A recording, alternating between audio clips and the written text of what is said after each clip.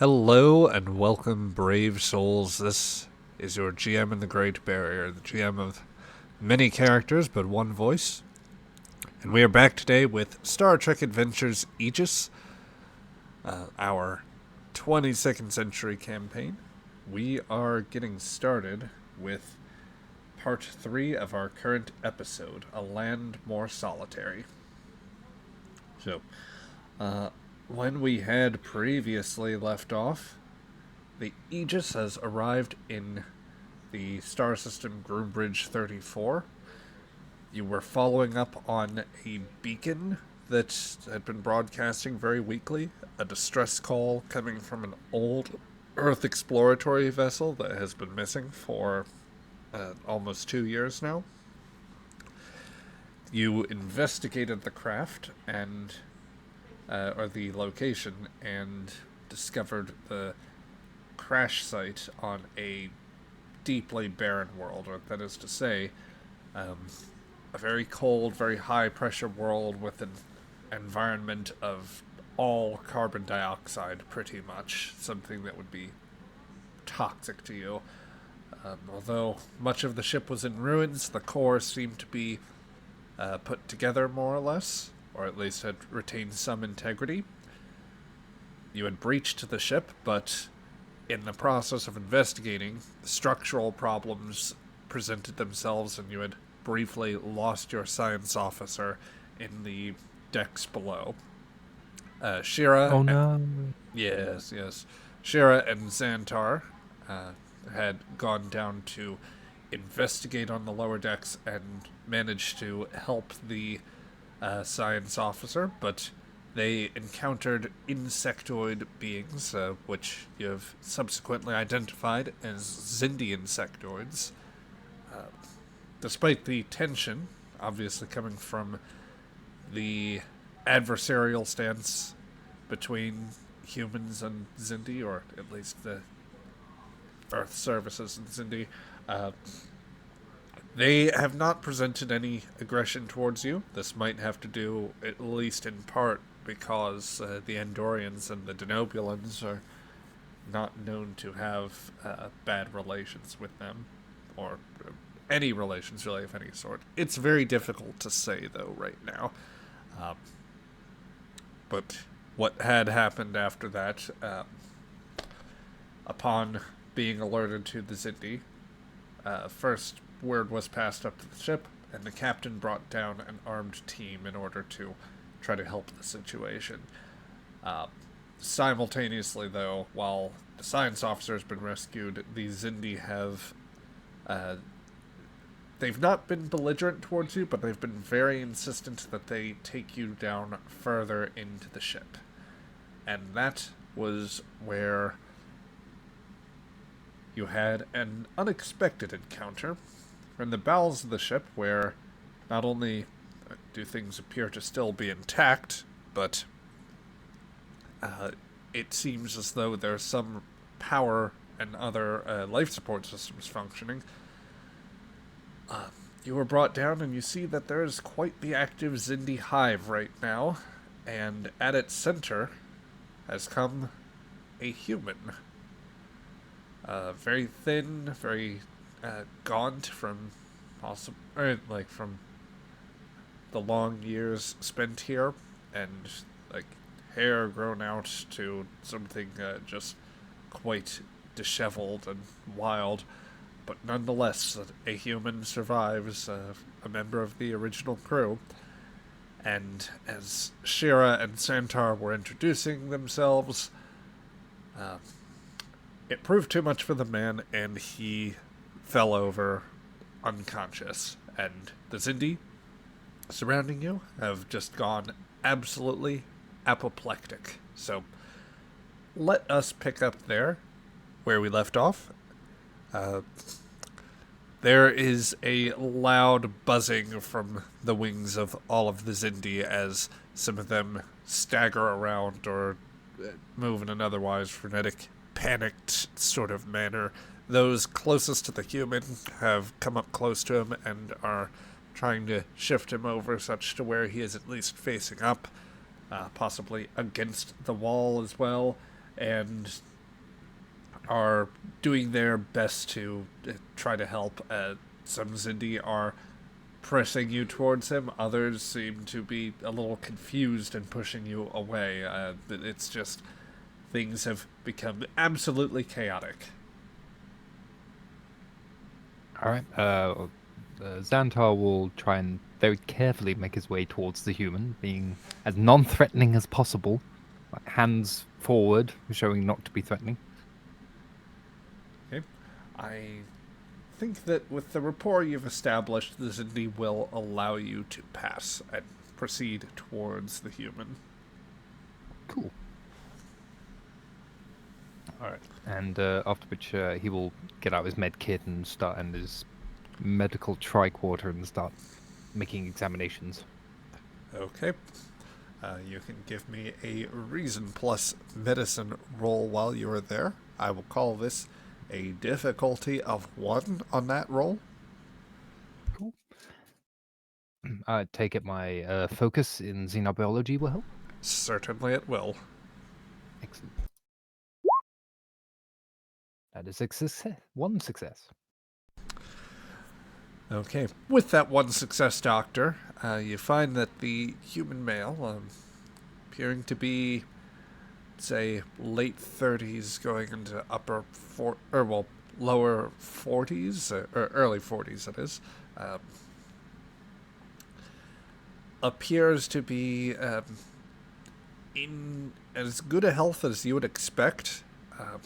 There are signs of some malnutrition, a few vitamin deficiencies that are coming into play, chiefly some vitamin D, as you would expect for someone who has been in a dimly lit ship environment for a prolonged period of time. There are some other nutritional shortcomings that seem to be afflicting this man. Nothing that couldn't be solved easily with supplements and other supportive care for a time. I grab a bottle of multivitamins, just like multivitamin chew. Mm-hmm. Mm-hmm. Additionally, there are signs that he is a bit starved in terms of overall calorie consumption.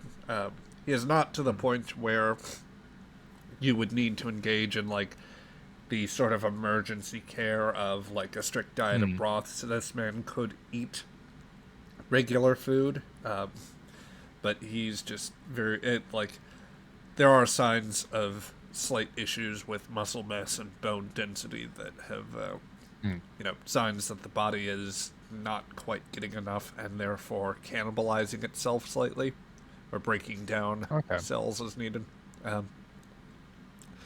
Otherwise, while there might be a few residual signs of previous injuries, there's nothing so significant. I would say that this man has just fallen unconscious due to shock. Okay. Do I have a stimulant that I could use to sort of keep him more steady? I think that you have a light stimulant that could wake him up. I'll pull that out and put it into the equivalent of the hyper spray and inject into the neck area where it's usually going in. Yep. So, as you supply the injection, you wait a few moments while it takes effect. Shira, while this is going on, is there anything that you would be checking, otherwise aiming to do? Any words you would want to exchange with Xantar?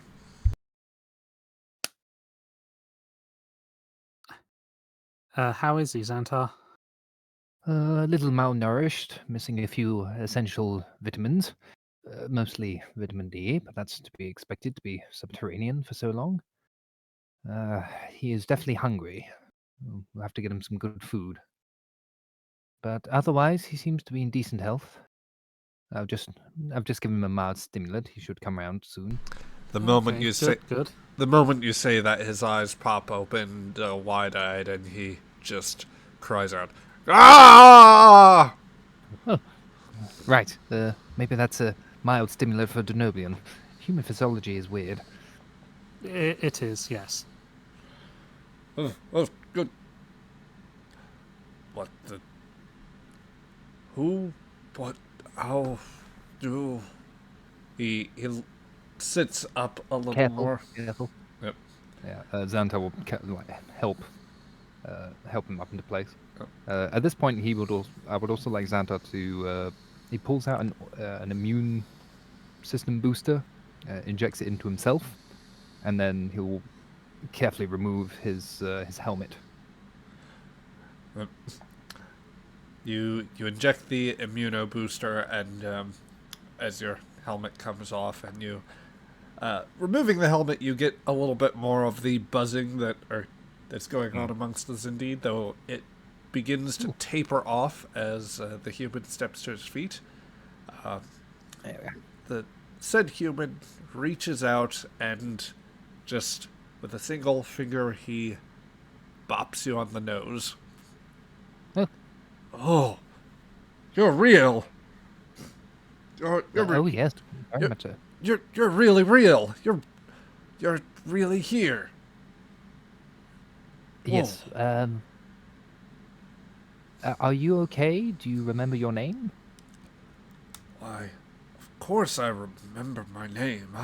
I excuse me. Yeah, I remember my name. I'm Devin Bolden. Ah, you're the expedition and planetary scientist.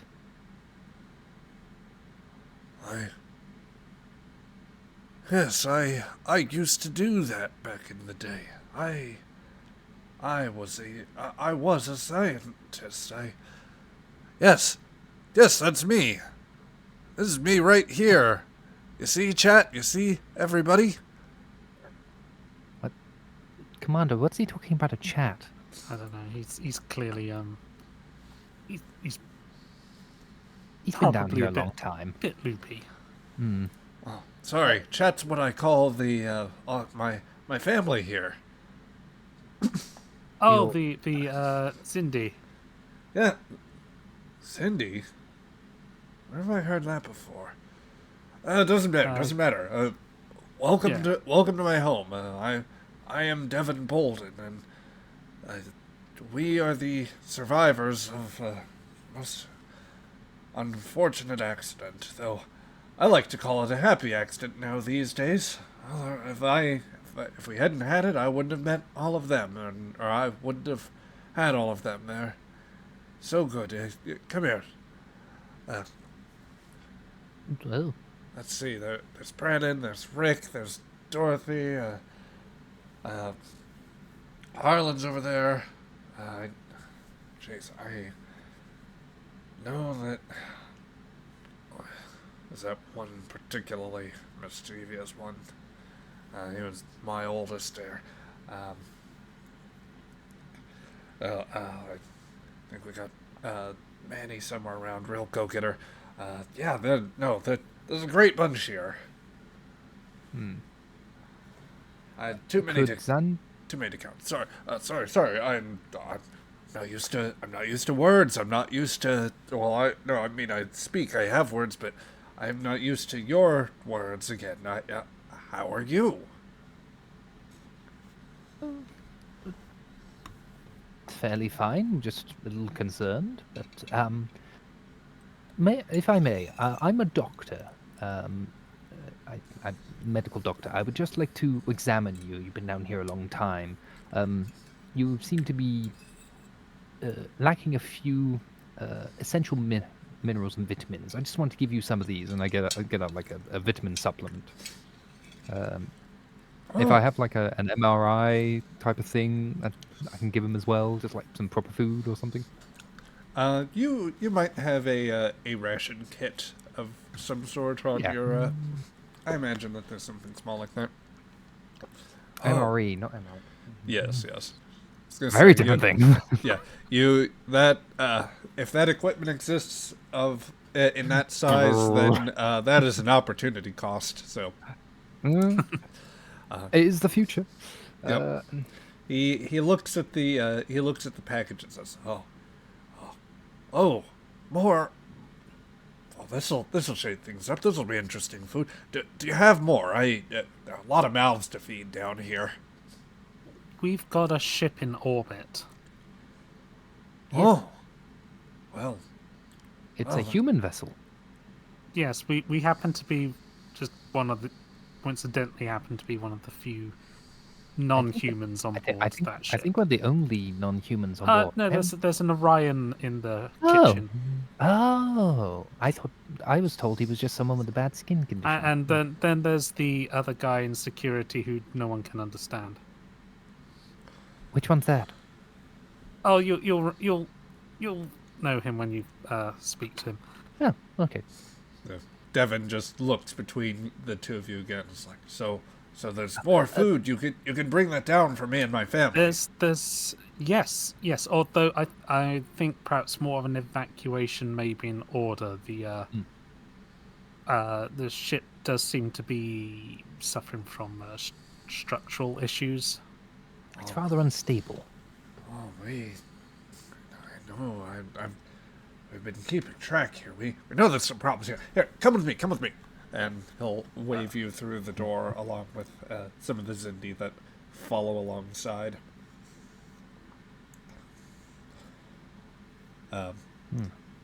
He takes you into a room that, at first blush, you wonder almost if you have stepped onto a different ship. For while there are some features of the vessel that, clearly resemble, like, the deck plating and other elements that mesh with the proper design of the ship. A lot of components here are definitely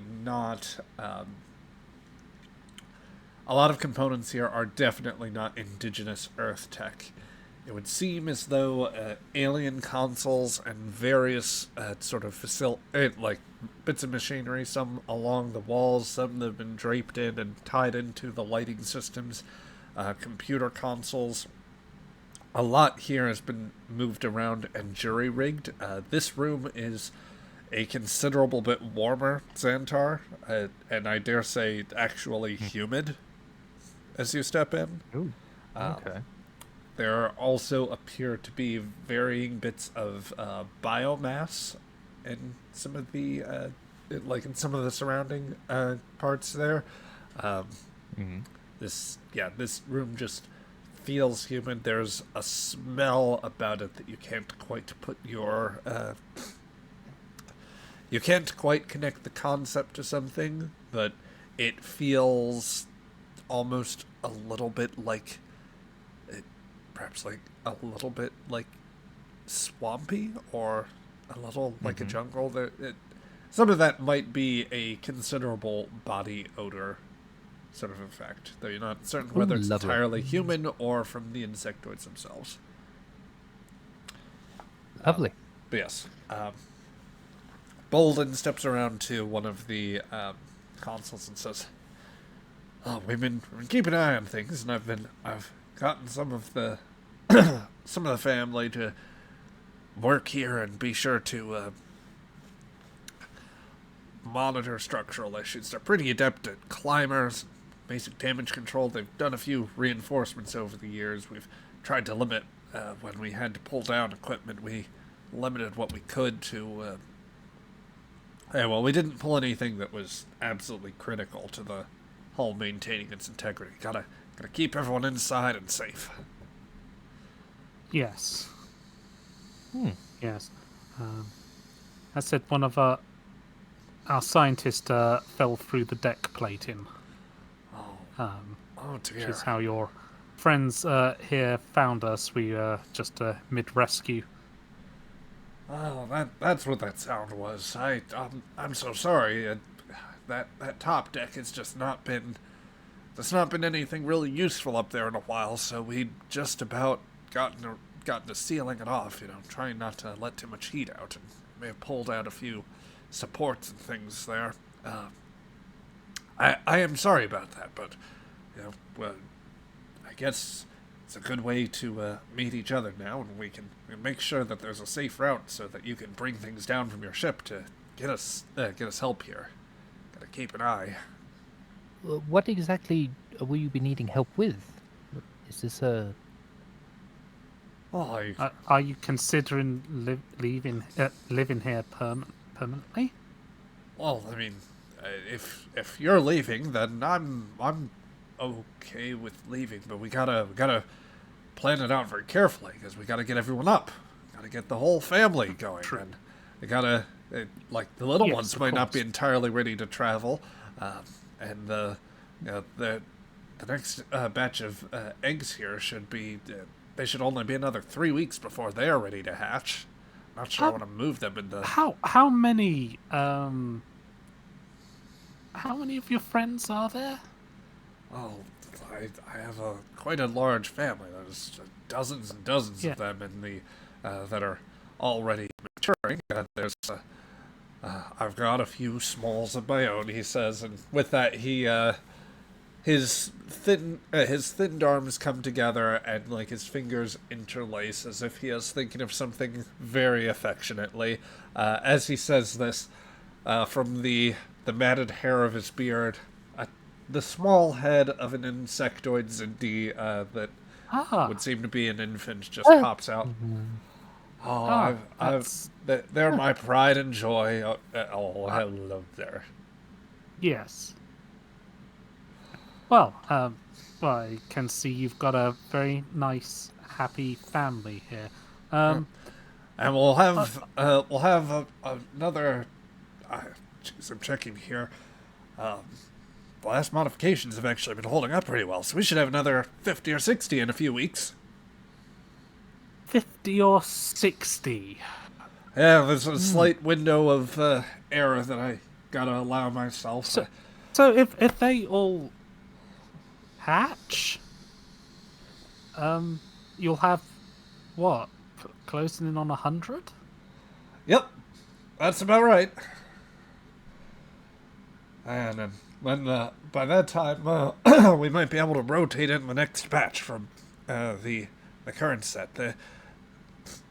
They mature very fast, so I mean, the ones you see outside, scarcely only a couple years old by our measure, but apparently their lifespan only extends about 10 to 13 years. So for all intents and purposes, these people are practically adults right now. Yes. They grow up so fast. He grins.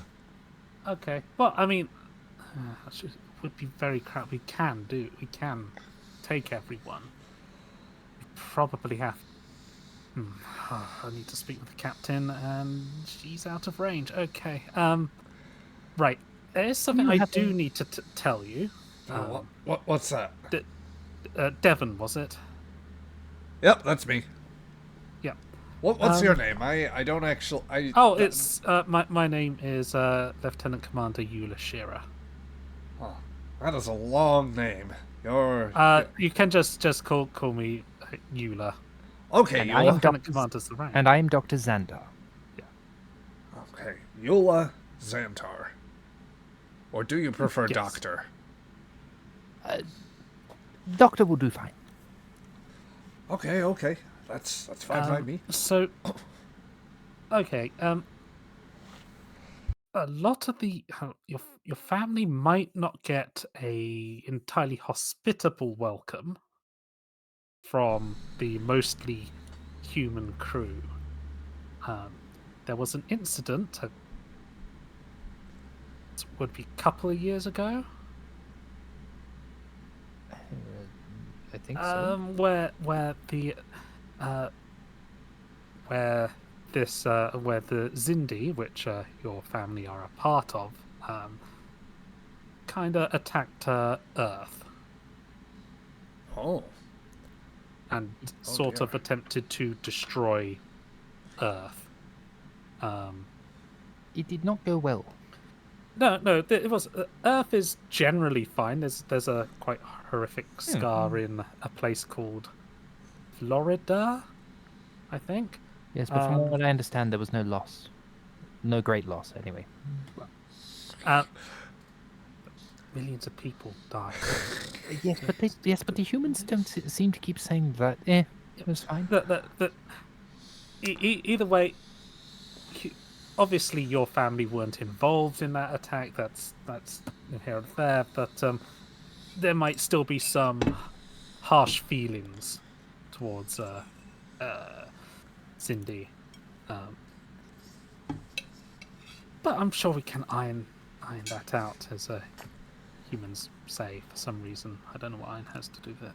I have no idea. Well, that's a bit of a wrinkle, but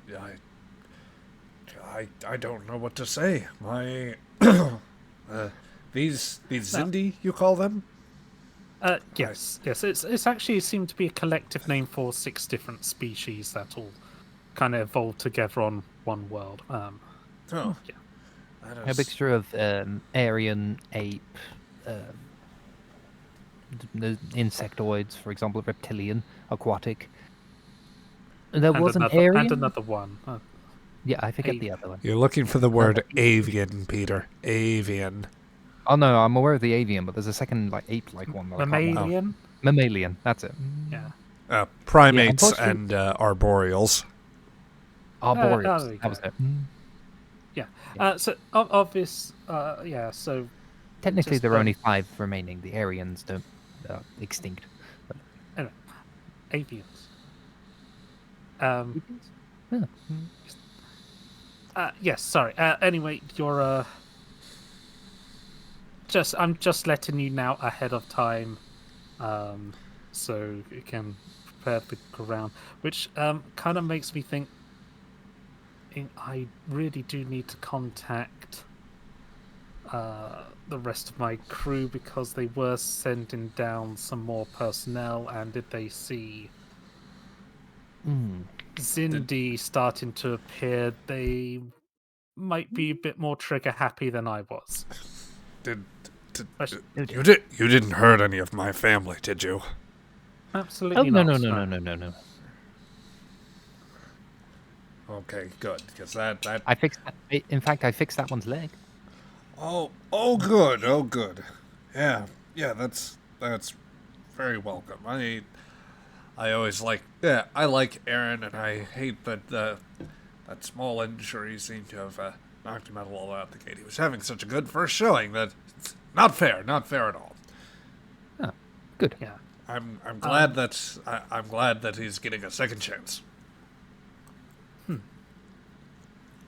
Good. Okay, so I think if you could have a couple of your family help me back towards the top of the ship, I should be able to get a signal out with my communicator. Yeah. We'll reopen the forward. We'll reopen the forward section. There's a staircase that should be able to get you from the top levels, or from the bottom level all the way to the top. Just need to unseal some doors. Yeah, we'll get right on that. Good. Michael, Ira, you know what to do. You get in. He starts tapping some consoles. Sounds begin to pervade the room. Some sort of insectoid chattering, and the 2 that are nearest to you, Shira, they tap you on the shoulder and start walking out of the room. I'll go with them. So, in the meantime, I will remain here and scan the nest. Yes. Yeah. Good idea. okay. If you want to scan that, you can give me a Reason plus Science roll. Before you do that, I am going to say, first, xenobiology applies as a focus. I am also expending 3 points of threat to increase your complication range to 3. Oh, joy. This ought to be fun. But this will be a difficulty 1 roll, and... Never mind. Yeah. Oh, well done. I rolled a 2 and a 3. Yep. That is a double crit right there. So Yep. with 3, I'm just gonna put some more into a momentum pool. Yep. That'll add 3 points, so that'll take us up to 5 points of momentum. Yeah, Xantar, your sensor, your tricorder runs over the nest here. It seems as though, yeah, Bolden is not joking with the quantity of Zindi eggs that he is incubating right now. Oh joy. There, it seems as though the lighting system appears to have been jury-rigged with some Zindi technology. Okay. And that it is like committed basically to trying to keep these heated, and there seems to be a nutrient system that has been jury-rigged as well. Mostly it seems to be a lot of Zindi technology here, but an intermingling of Earth systems and components from the Starliner. And yeah, there's a good chance that this will top out around 60 small little Zindi ones once they hatch. You find yourself very wary though as you approach one of them, because upon scanning, you see that there's a slight reaction in some of the surrounding bits of biomass in the egg. It seems as though there is some sort of system that could spray a neurotoxin of sorts out, which you keep your distance from, and thus avoid any issue with that. Yeah, Xantar's caution saves the day. Excellent. Yep. Yeah. No, this is great. This is. I didn't realize that these are Zindi too, and it's really difficult to hear. Really shame about Earth, but glad to know it's going okay. And maybe if they can't handle it, then maybe we'll make this work down here somehow. Maybe that's. I think that would be. I could live with that, and I think that's what. I feel like. I don't know. I don't see that I could. I don't know that I could abandon my family. I certainly couldn't go away with them, and I'm pretty sure that'd be what Grant wanted. Yeah. Well, tell me, Xantar, are you hungry? Or doctor? I'm quite alright, thank you. Oh, I thought I'd offer. As someone who is given, he says, holding up the MRE, we share in this community here amongst ourselves, and we're always game to a little bit. He takes an old metal cup and scoops into something that is a little ways off screen and holds it up to you. There appears to be some sort of frothing goop in the midst of in the cup. Lovely. He will take it gracefully. He won't drink it yet, but he will take it gracefully. Everything we need to grow all big and strong. For Zindi. He just sort of mutters, for Zindi perhaps, although I think for humans maybe not. So anyway, yeah, as this continues for some time, I guess let me ask, before we transition away from the scene, is there anything else that you would like to do?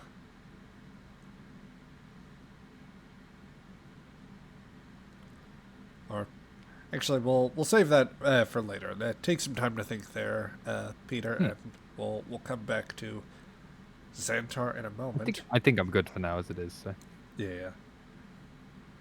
Until then, let's go back up to the first deck, where the crew has been debating how to proceed at this point.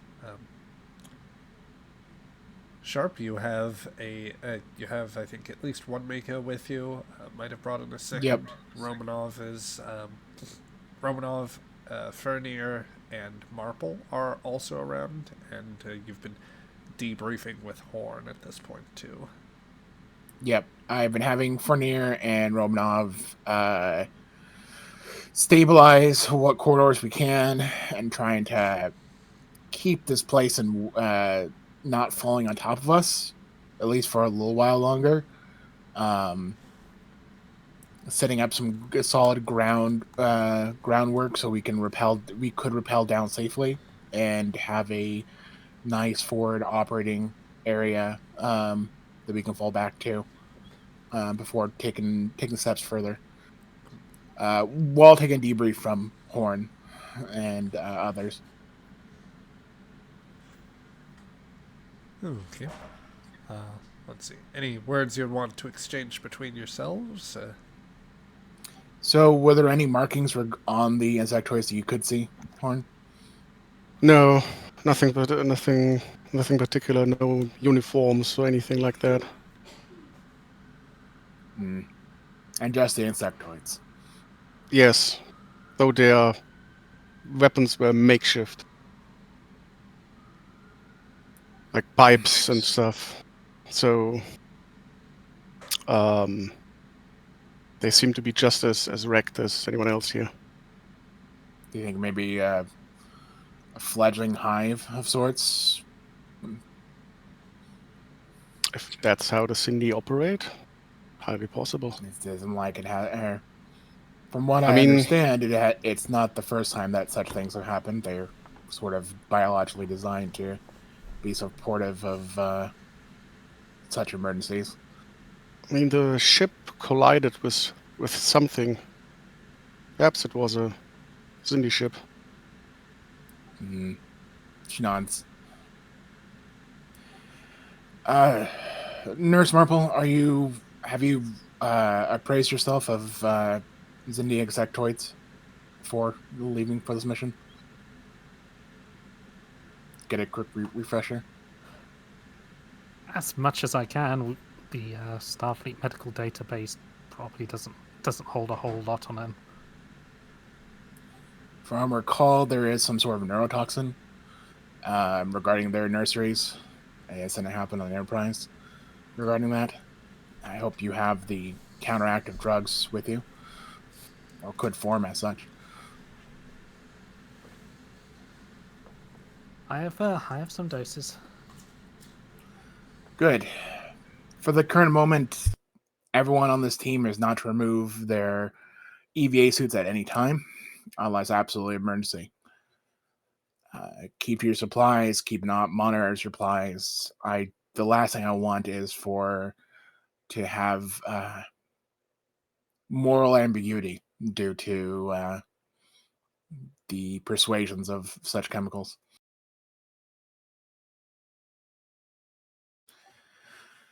All right. Marple, myself, Lamar. Actually, no. Lamar, you stay here as defense. Horn, myself, Marple. The three of us are going to make our way deeper down. So you postulate that. Fernir says, well, I think we've got a few more safe points for you to latch on to if we want to send people down, although, Captain, I have to say, I am quite concerned about structural integrity in this place. The landing they had, skilled as it was to keep this thing from actually coming apart here, it was, simply put, it did not do this thing any favors. Starliners were meant to stay in space. They were built in space. They are not suited for this kind of environment. And the high pressure on the hull is starting to cause the outer segments to buckle. There's some areas where outer hull was actually already torn, and the inner hull is experiencing more pressure. I honestly don't know. Well, let me put it this way. Provided we don't do anything stupid, or somebody else, i.e. the Zindi, don't do anything stupid, this place is probably good for the immediate time, but we could be talking weeks, we could be talking months. There might be a breach at some point. It's going to be ugly. How much more time? How much more time can you add with quick repairs? Quick repairs aren't exactly the name of the game, as it were. I mean, we could probably get I some... just need a few more hours, Fournier. How much can you provide? I mean, it's a few hours you're looking for. This place has probably got that. We could last days here if we had to. I'm just saying that I wouldn't plan to make a summer home here. For more than one reason now. Don't intend to. Just do what you can on making sure it doesn't fall on us in the meantime. Don't you worry. I'll look into some extra things and we'll keep this thing extra steady, he says, giving the wall a light tap. At that point, there's a sound of metallic groaning and scraping. She just like looks around and then looks a bit wide-eyed at like that, kind of like that wide-eyed blink at Fournier. Don't do that. Just don't do anything stupid. And Horn starts rappelling down. Before you do, Fernier says, wait, it's not the hull. That's more localized. It's by the door over there. Lamar, take a look. And Lamar had rifle in one hand, tricorder in the other. Says, sirs, I'm reading some activity behind the door here. Don't fire until they fire first. Horn, get back up here.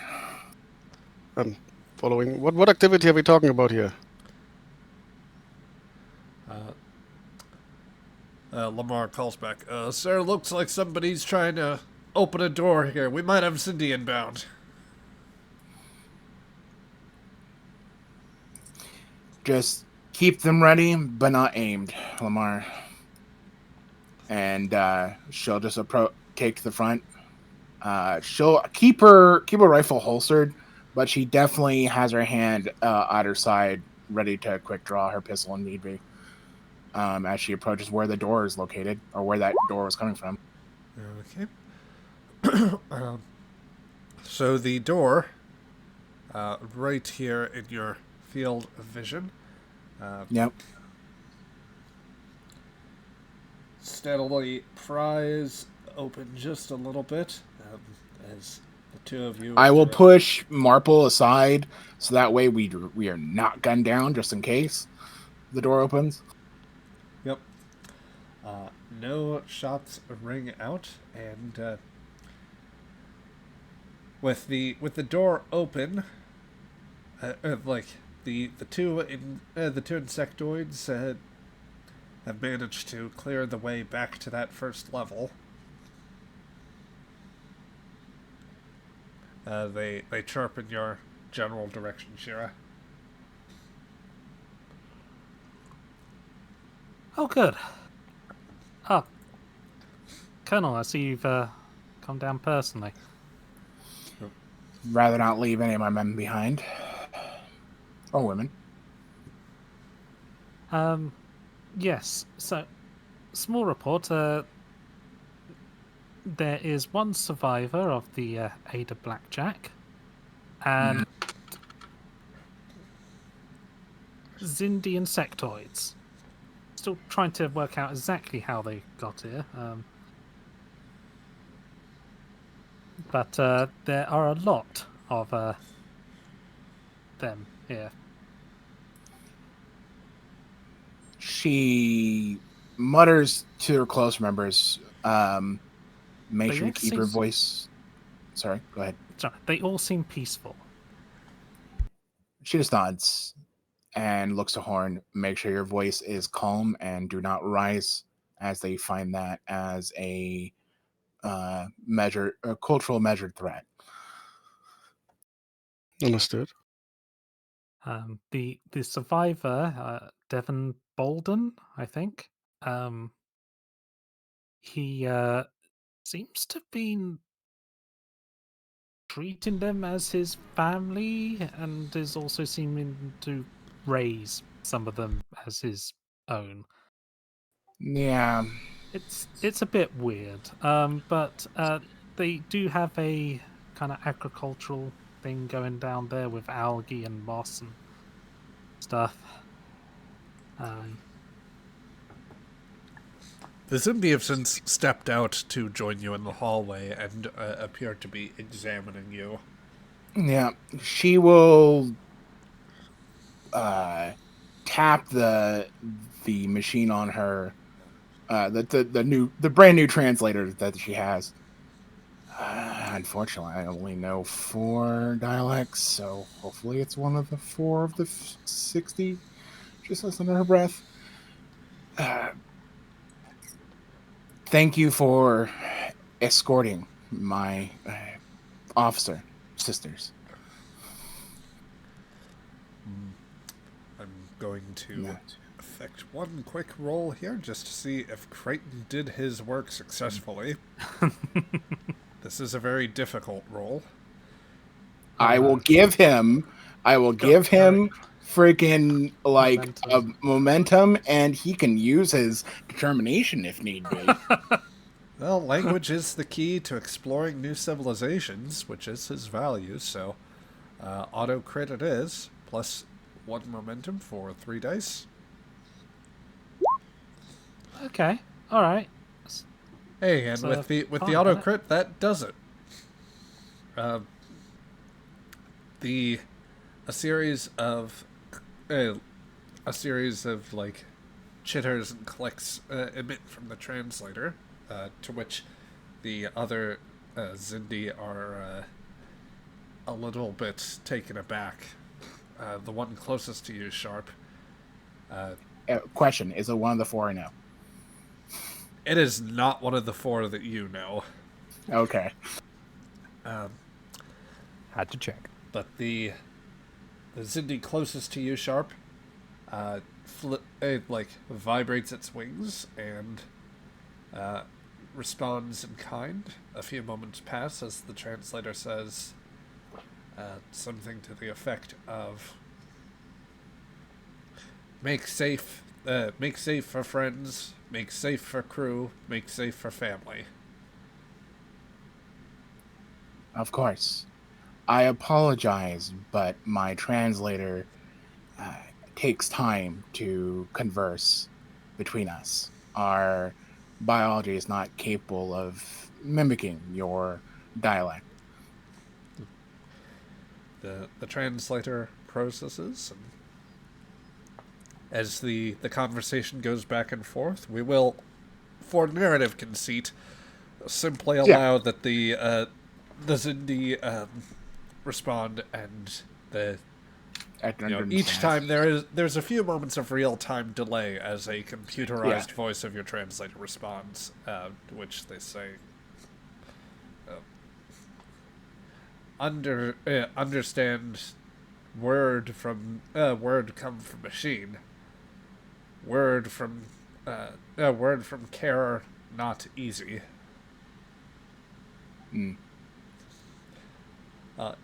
There's a general broken feel to the language, I would say, Sharp, or like their responses. Yeah. Can we tell if this is because of the translator, or is that with them? I would say if one of you wants to roll a, let's call it insight plus either engineering or science, that might give you some insight. I do have linguistics as a focus if you want me to roll. That could work if you want to try, Sharp. But if you have something better, or you have better engineering or better science, I only have 2. Or I only have 3 in science. I have 2. Alright, then I'll roll. What was it? Reason? In science? Or insight? Insight and science. Not that it really matters, the same number for me. Yep. I will roll... I'll spend a momentum on this. Okay. Let's see. I'm going to call the difficulty on this let's call it a difficulty of 2 here, since Crichton still succeeded at his task. Yeah. Okay, and that is Yeah. 2 successes sharp. Sorry, updating the momentum counter. Right. Let's see there. So sharp. From what you gather, the translator is working correctly. What seems to be going on here,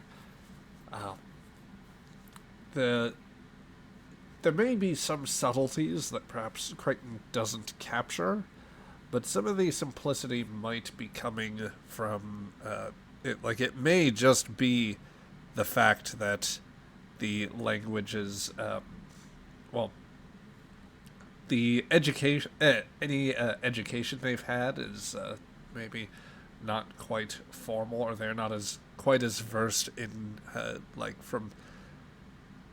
in terms of the Instinctive, rather than educational. There's a certain intuition that comes from learning from native speakers. Let's say. Yeah. And Yeah, well, I also imagine, given they're only 12, they only last for like 12 to 15 years, there might be some innate, genetic sort of memory of language to some extent, or intuitiveness to such languages. Yeah. So what I'd say is, for any species that picks up a language, obviously you are somewhat hardwired to understand some sort of communication. You develop that understanding, that context. But these, if what Shira is saying is true, then these Zindi have grown up. They've somehow managed to pick up, a Zindi language, or, at least a version of it. However, they haven't had, they might not have had adult Zindi around to help supply them with more natural forms of speaking. It's almost this might be a pseudo 68th dialect, as it were, because they've created their own, essentially, because they have no OS experience. I mean, under the circumstances, it would be that, get between the unique aspects of the language and the fact that these Zindi appear to be kitted out in a particular way. This could be the roots of basically a cargo cult of a sort, to borrow from the old Earth sort of things. She just nods and says, do you have a queen to speak to? Or some leader that you have assigned? Yes. Come see the carer, they chitter and chirp to you. They might mean Devon. Then we'll talk to Devon. She just looks over calmly to Fournier. Notify Aegis that we have found the crew and we're discussing with the locals. Next hard point within 24 hours. Lamar will just nod. So, Sharp, you want to go down and speak with them? Is anyone else going with Sharp? I am. Yeah. Gotcha. I'm grabbing Marble with me. Okay. Oh, Dr. Xantar is currently down there, so... I understand, Certainly but yeah. Let's just be on the safe side. Just cuts to a moment where Xantar is covered in several Zindi children, just help! They're sticky. Nope. Well, let's see. Craig, do you also want Shira to come along? No, I think someone needs to remain topside. Gotcha. The Colonel and the and Eula. She'll just nod to Eula. I'll try and have. Sorry, who's the quartermaster? That would be Chief Fernier. Who's right here? Yeah. Yes. Okay. Well, I'll try and run some calculations on what we need to do to evacuate them. There's a few dozen of them down there, and Devon said there would be another 60 possibly born or hatched in the next few weeks. She shakes her head. I'm not surprised. Yeah. All right. Have you considered calling in a fumigator? She just gives Enough of like that a she just gives like a pointed, like, that's not funny glare to Fournier. Fair enough. Fair enough. A maternal disapproval. Yeah. There's like a moment in the eyes that says, "Do you want to start another war?"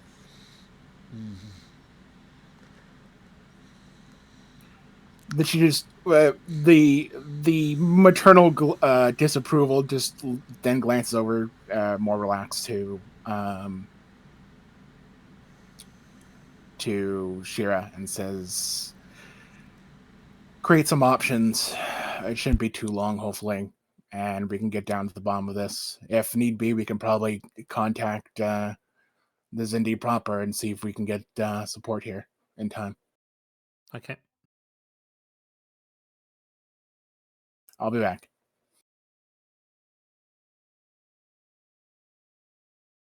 Horn, Marple. All right. So the three of you head down. The Zindi will come and join you as they lead you down towards the bowels of the ship. If any of you want to converse on the matter as you're going, then you can do that. Otherwise, we can hold off until later and, a point where all of the characters have had a chance to, assess the situation. So, she'll just look to Horn. Thoughts? Certainly interesting. I think you would also notice, especially you, that Horn has put on a very much elaborate mask of neutrality, like more than even usual. I'm gonna insight you, good sir. How dare you? You're going to incite his mother? Yes. My mother is a very respected woman. Insight and command, I guess. yes, With diplomacy as a focus. certainly. Well, no, I'm going to say diplomacy probably doesn't apply here. For your part, Horn, presence and command would do. Security might also apply in this case. Gambling. No. Damn it. Deception. If you like.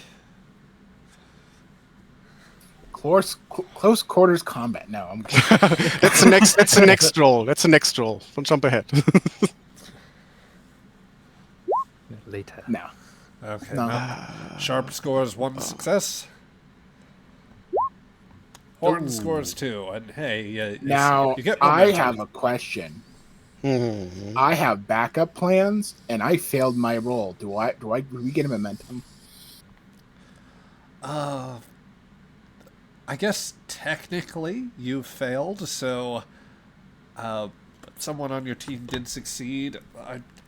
I'll be kind in this case. You get a second Yay. momentum consolation prize. That's pretty much the point of the talent anyway. Yeah. It's the GM version of fine, but don't abuse it. Yeah, for sure. She just glances at you, like watches you for a moment longer. Like she's definitely trying to feel you out, but just lets it slide. When you look at him for like a couple of heartbeats, he's still looking ahead, kind of studying. It's like, anything on my face, Captain? Just wondering if I should invite you to poker sometime. She says.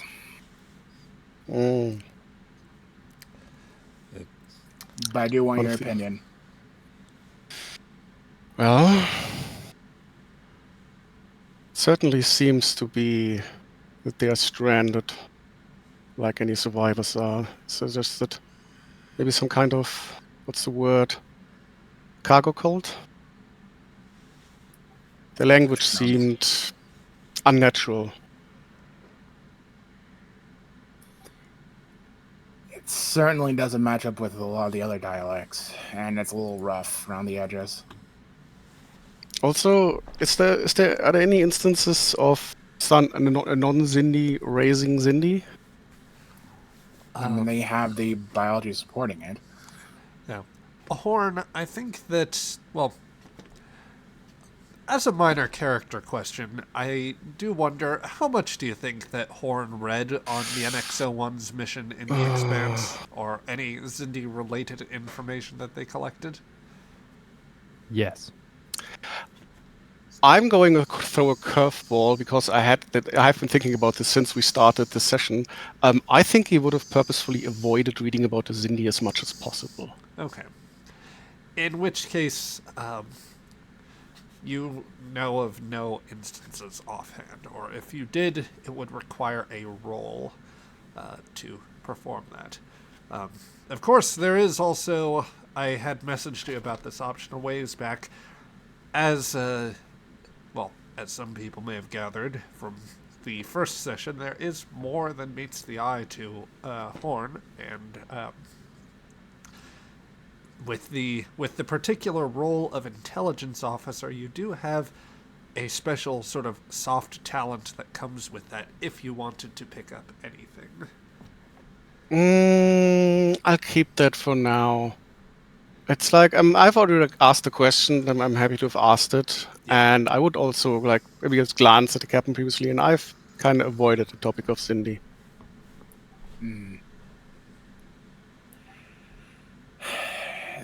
Their nests have a defense mechanism similar to Orion pheromones, a neurotoxin more potently.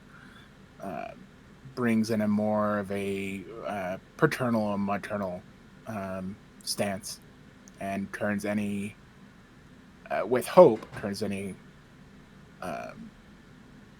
predators upon their nests into likely defenders, even surrogates.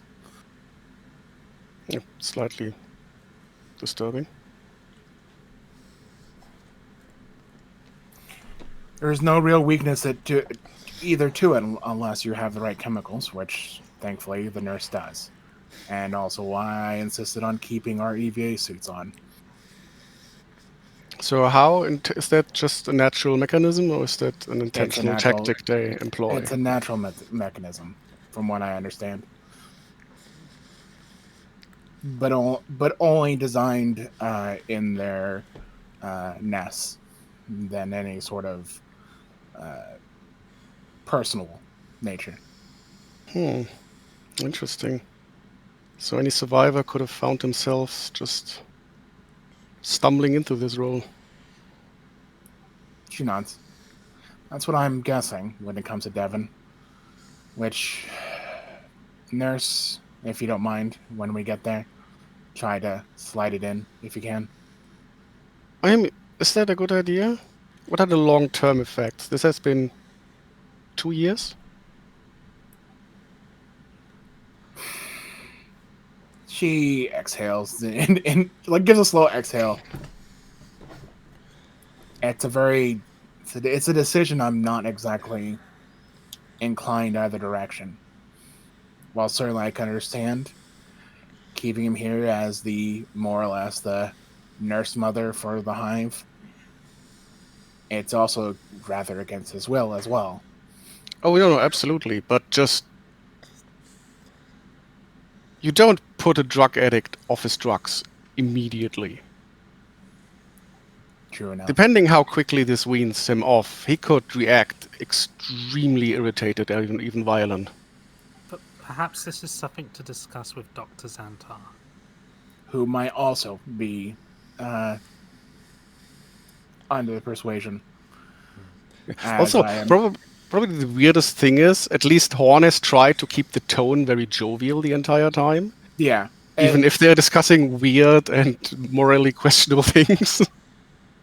You will notice that, being serious, but she's not, grim or, bothered by your comments all that much. I wonder how's Nurse Marple taking all this.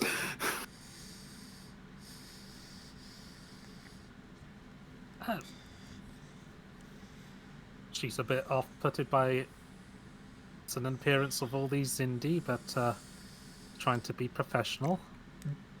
And is fine with their two superior officers being rather calm and collected about this rather dark conversation.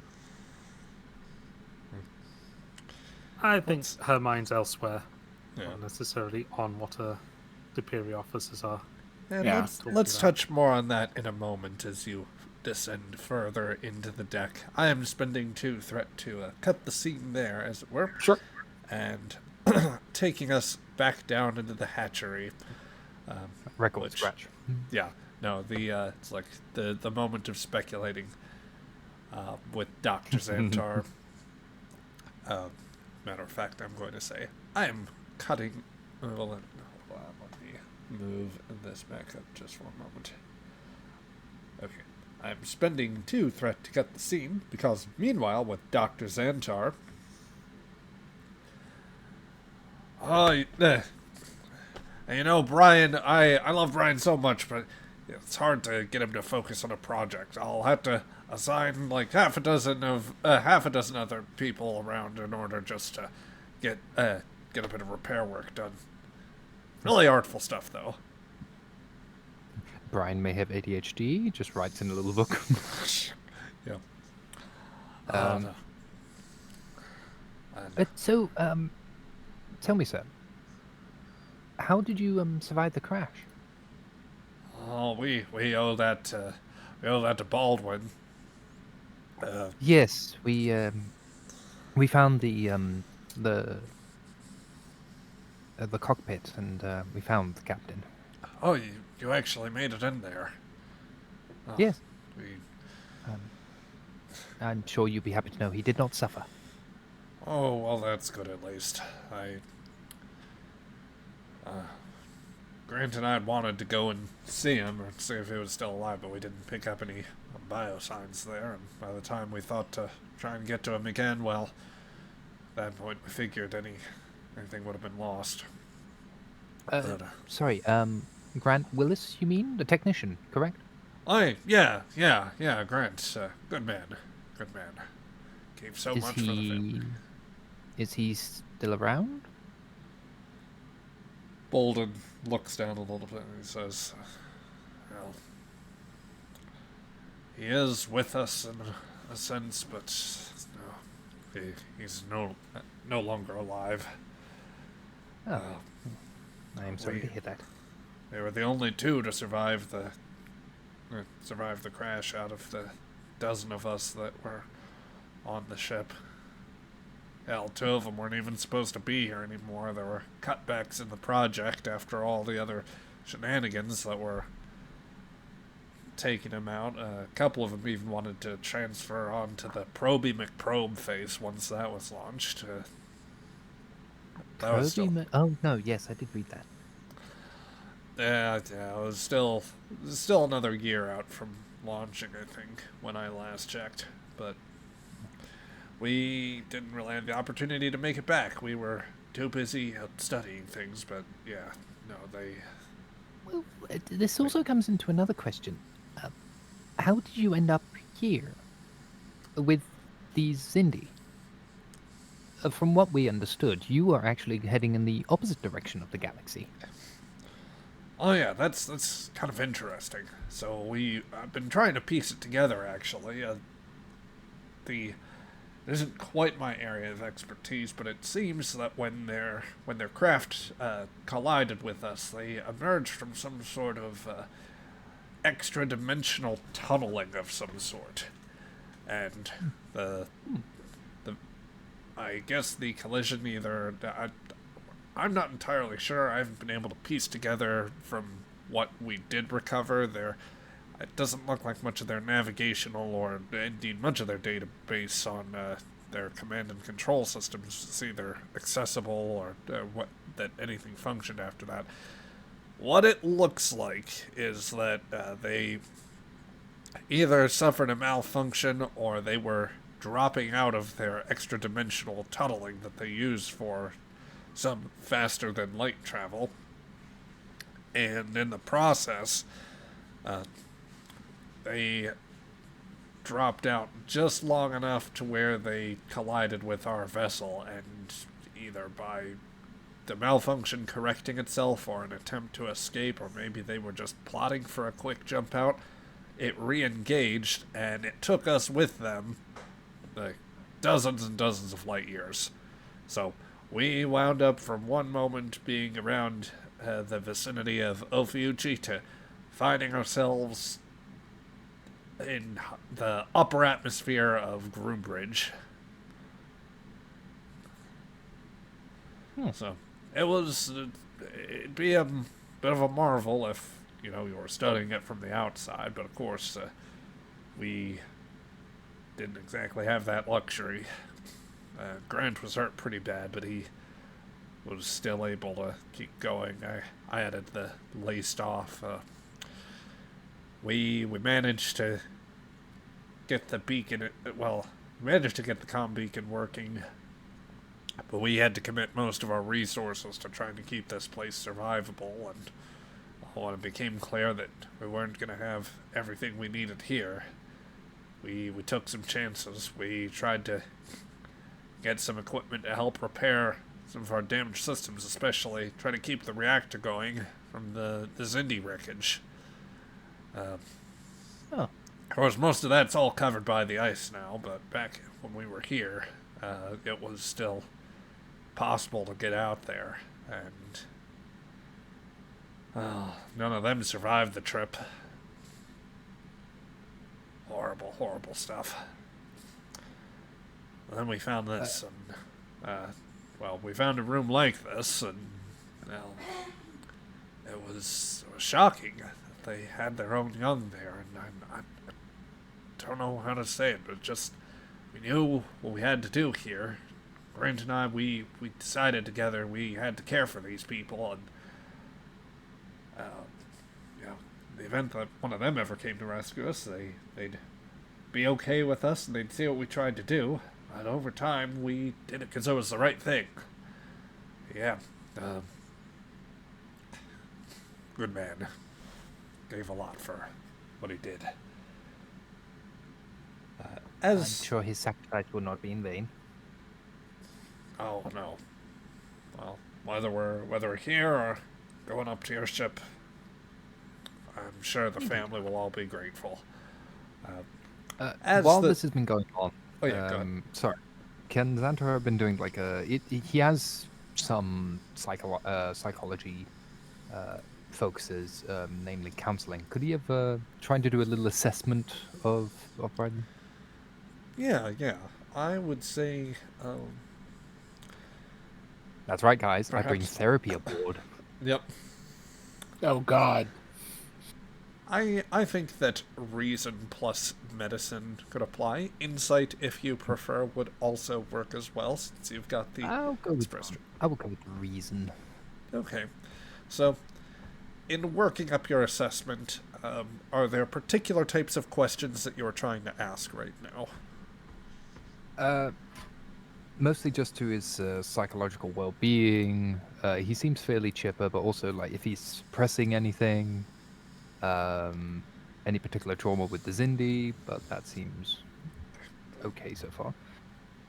But also just to see his state, if he's in any sort of state of delirium, given his lack of full sustenance when it comes to food, if anything like that is sort of affecting him. Okay. I will ask for... Let's call this a difficulty 3 roll to go as comprehensive as possible. Fair.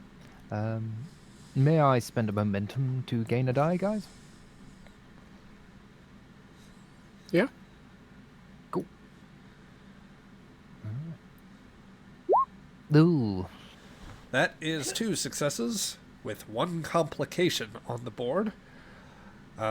We do have a lot of momentum.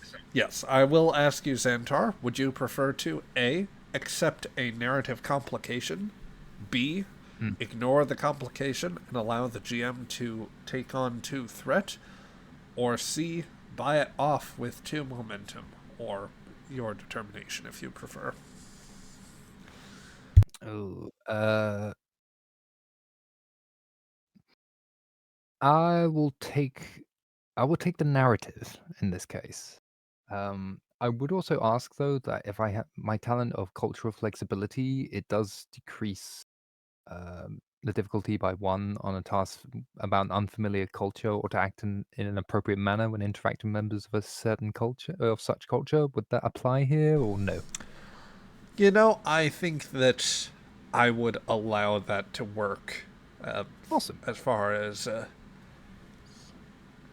minding anything of that sort. And so I don't think that you would give Bolden any sort of offense. Cool. That being said, I'm momentarily reserving the complication. To which you'll say... to which I'll say first off, you've had a bit of a chance to read up on the issue. I dare say that with Xantar knowing a little bit, that either he might have read an article at some point in the past, or maybe even that once he was assigned to the mission, he had the opportunity to glance over a pad on the profile, just so that he knew a little bit of his patience. From the skimming that you might have done, Bolden, you gathered, was a very gregarious figure, perhaps one of the more famous scientists on the roll. And, you know, as a leading scientist and expeditionary leader, but also a very public face of Project Constellation, he definitely had he's had to kind of take on a hard leadership sort of demeanor. This gentleman seems to be slightly more reserved, although he's, once he's gotten used to you, he seems to be just as lit up as in the past, to the extent that he might be dealing with trauma or difficulty from recent circumstances. He's actually doing remarkably well, all things considered. He's he almost, frankly, he barely reacted to the notion that his family, quote unquote, constitute the Zindi, and that they were the same people responsible for the attack on Earth. And the crash, while difficult, he seems like he might have processed it, or he hasn't done anything to really steer away from that. The nearest is maybe there's a moment's difficulty or like signs of discomfort comes up whenever he references Grant Willis, the other survivor of the crash, but it's never more than a moment, and he usually pivots around to something else. Nothing suspicious about the fact that he's pivoting away from Grant at all. I mean, it's a pretty natural turn of phrase when you have gathered this. Cool. Thank you. But yeah, he'll step over in your general direction and say, "Well, I gotta say, Doctor, it really is. Well, I guess it's just nice to have somebody else to talk to again." Or somebody where the communication's a little less, or a little more instantaneous, is a word. Xantar smiles quite widely and is like, I can imagine. Difficult being amongst a race that you can't communicate in your own natural way. Well, we gotta have some things figured out. The system here works pretty well to relay all our instructions and handle all that. It's all handled yourself quite well. Oh yeah.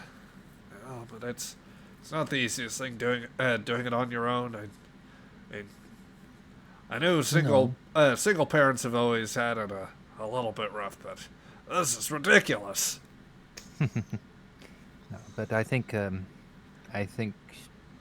your friends were here, they would be proud to see how you've carried on. I appreciate that. You're true. You yourself have the makings of a true friend, Doctor. I feel like I wish we could extend you more hospitality. Have you had any of your food yet? Your goop's getting cold over there. Oh, I apologize. I had quite a large breakfast beforehand, and my denobulans have very acute metabolism. We can last quite a long time without needing to feel hungry. But I'm sure it's quite nice, cold or hot. Trust me, it's better warm. Goes down easier. He says, grabbing his own, grabbing a cup of his own. Which reminds me, it's about time I had a bit. He'll raise it. I would suggest taking some of the MRE. I suspect that while it has kept you sustained, it's missing a few vital nutrients for humans. There, I'll take a vitamin. Join me in a vitamin and a toast, Mr. Xantor. Why not? Yep. Yeah, Xantor will join in. Yep. So he takes a multivitamin, and toasts his goop to you in your direction, Xantar. He will toast back, and then when he's downing it, Xantar will pass his to like one of the children's Zindi, just like eat this. The cup of goop. Yeah. They do. Well, they'll take the cup and let's see. They'll go ahead and start downing it with their fellow Zindi. They'll both kind of scoop things out. Nice and refreshing. Well, anyway, I look around here. Let me see what else I can do. I don't have much to do for fun and games aside from caring for the small ones. Anything I can show you around here? Do you want to get a closer look at the eggs? I'm sure there's a doctor. Do you do neonatal care or anything of the sort? I dabble. I've read many studies on it. I'm quite versed in most forms of xenobiology. I've done some studies on the various forms of Cindy as well. Oh, that could be useful. You could be very useful here. Yes. I don't wish to dissuade you, but would you consider returning to Earth at some point? Well, I could live on Earth. I just couldn't see going anywhere without my family. No, but I believe the captain, when seeing the situation, will be convinced. Most likely that we will have to move the hatch carefully, so as to make sure nothing is hurt. But maybe to a more suitable planet.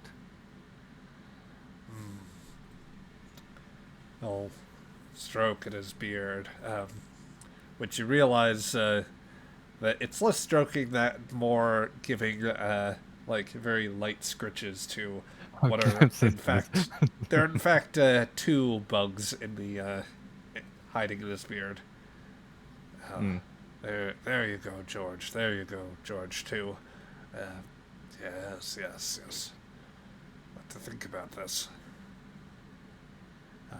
As this comes in, the captain and the captain, Marcus, and Nurse Marple will both, all three of them will enter with the Zindi escort. Captain. Doctor, how are we feeling? Ooh, doing quite alright. Bit humid in here, but otherwise, doing fine. The Zindi have been most hospitable, as has our host. And he'll turn to the side. Captain, I present to you the expedition leader and the planetary scientist of the crew of the Blackjack, Devon Bolden. It is worth noting, Captain, Xantar is still without his helmet at this point. Yeah. She'll just there's just a quick eye flick to the doctor, and then toward Marple before looking back to Bolton, and giving a smile, and offers a gloved hand. Mr. Bolton, I'm honored to meet you. Oh, why, hello, Captain, is it? Captain Sharp of the Earthship Aegis. Oh, good, yeah. You look like a sharp. You're looking sharp there. It's a good Thank you. spacesuit. Oh, well, welcome. This is my home. This is what's left of the Ada Blackjack, and you've met the family. Let's see. There's Brannon. There's Dorothy. There's Harlan, Brian, Aaron, the other Aaron, Michelle.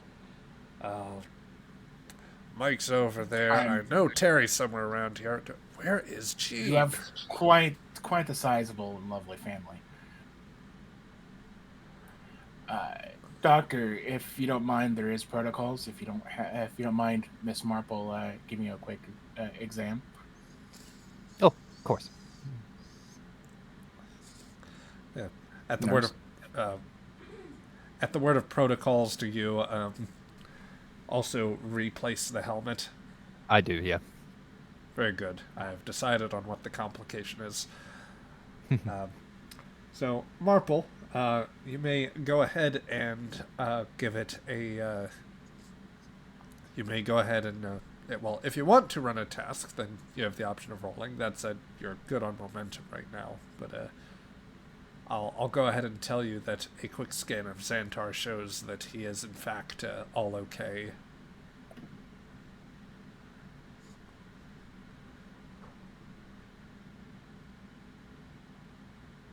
So, Greg, you're muted, my friend.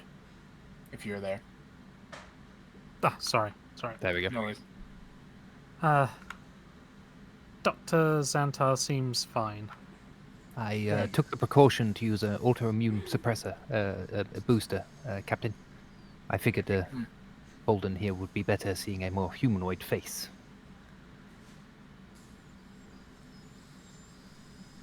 How long have you been down here, Mr. Bolton?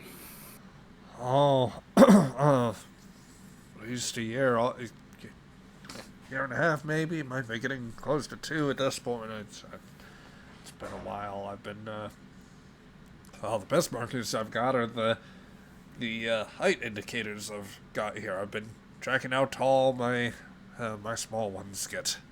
They grow up so fast. I'm sure they do. Is there anyone else from your crew? Oh, I am the last one. Just to say, Captain, apparently Grant Willis, the technician, had survived initially, but unfortunately he succumbed to injuries. I see. My condolences, sir. The man gave his life, and it's because of him in part that we continue to survive. And seems you've not only survived, but thrived. Certainly a miracle in that. Yes, I'd say that we're doing okay for ourselves here, though. If you got more of these, he says, holding up the MREs, then we always take quite a bit of. We'd always take quite a bit of. What is it? What's the thing? We always take more food, more water. Any other bits of supplies here you got? Although I hear there's also plans to, you might have been talking about taking us from this place? Potentially, though I'd like to hear from the rest of the colony as well. Do you understand them, or do they understand you? Well, we've got a rudimentary thing worked out. Some of the equipment we took from the Zindi ship, now that we know it's Zindi, it's pretty much, it lets us get some communication done. A lot more is non-verbal, if you catch my drift. She nods. We get along well, he says. It's a couple small Zindi heads poke out from his beard again. If there was any discomfort, the Sharp is definitely keeping that very internalized. She just gives like a tight smile. Are there any of their crew survived? I imagine there was a collision between two ships. That's about what we think, and sadly, no, none of them made it. Could have used their help. You just had their nest then. Yep. Grant and I got it over here. We built things up as best we could, saved as many as we could, and well, here we are. General question: is the translator translating random conversations that the Zindi are having? Just occasional murder. Like whatever it audio processes, does it actually translate that? You know, it probably picks up a little from time to time. I imagine that, like, it might not quite be... well, I suspect that... I'll say that it is, unless you want it to limit itself to a, direct address. Basically, it is constantly sort of processing, so it might emit a few, chitters, clicks, and other sort of things like that as the captain asks questions, and some of it might also be picking up from the Zindi, discussions, and it's like there's many strange ones like the Carer,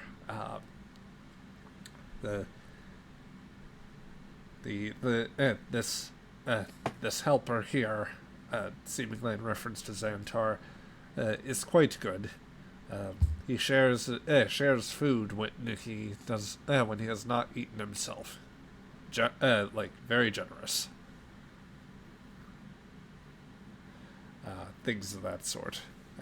Xantar running for ambassador. I would like to note, Zach, that her hands are definitely in front of her waist, and has nothing in them. So while she is the Janeway trying to look diplomatic, she is making sure that she could easily grab her pistol if need be. Just not in an obvious defensive stance, you know. Yep. She'll say, if you don't mind, sir, I would like for my doctors to examine you a bit, and we're doing whatever we can to help make sure your roof doesn't fall, right, or your ceiling doesn't fall right on top of you. Oh, well, don't you worry, Captain. Your doctor's already given me an examination. Told me I need some vitamins, which he shakes the packet that Xantar left with him. Some vitamins, some more food. Otherwise, I feel right as rain. Of course. If you can give me and my crew a moment. Yeah, sure. I'm not going to leave you alone in this room, but if you want to discuss things outside, we could give you a little corner of the old cargo bay. We don't need that much, but if you excuse me, she says as she takes a step back, and then she turns on the sun reflector on her helmet and looks at her crew to gesturing for them to do the same. Oh, we just go on a private channel. Yeah, just switching to blinding our faces from the outside view, or for outside views looking in, and switching to private channel. Switch to new chat.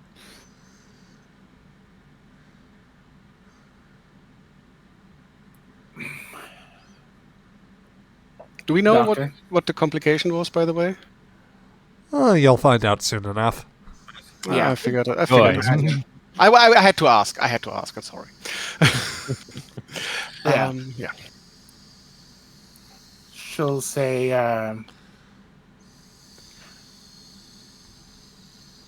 Doctor, what do you think? Well, psychologically, he seems to be coping well enough. Physically, like I said, a few vitamin diminishes, but that could be built up. But I think it will be difficult to separate him from this. It seems he's formed into the hive a little too comfortably due to having no other choice in many ways. You don't think Survival. he's under the influence of the NASA's defensive measures? I'm not sure. This colony seems very young and very cut off. I'm not sure if that's common amongst the Zindi. I mean, as he said, none of the Zindis survived the crash. Indeed, these are all So young. if he was exposed to the defense mechanism and has just been raising the clutch, this is just like newborn Zindi that have no other experience than this. I would say they're more just doing what comes naturally to them. I would have to do a more thorough examination, say in the sick bay to fully examine, but for now I don't believe so. I believe most of it is due to psychological and survival instincts.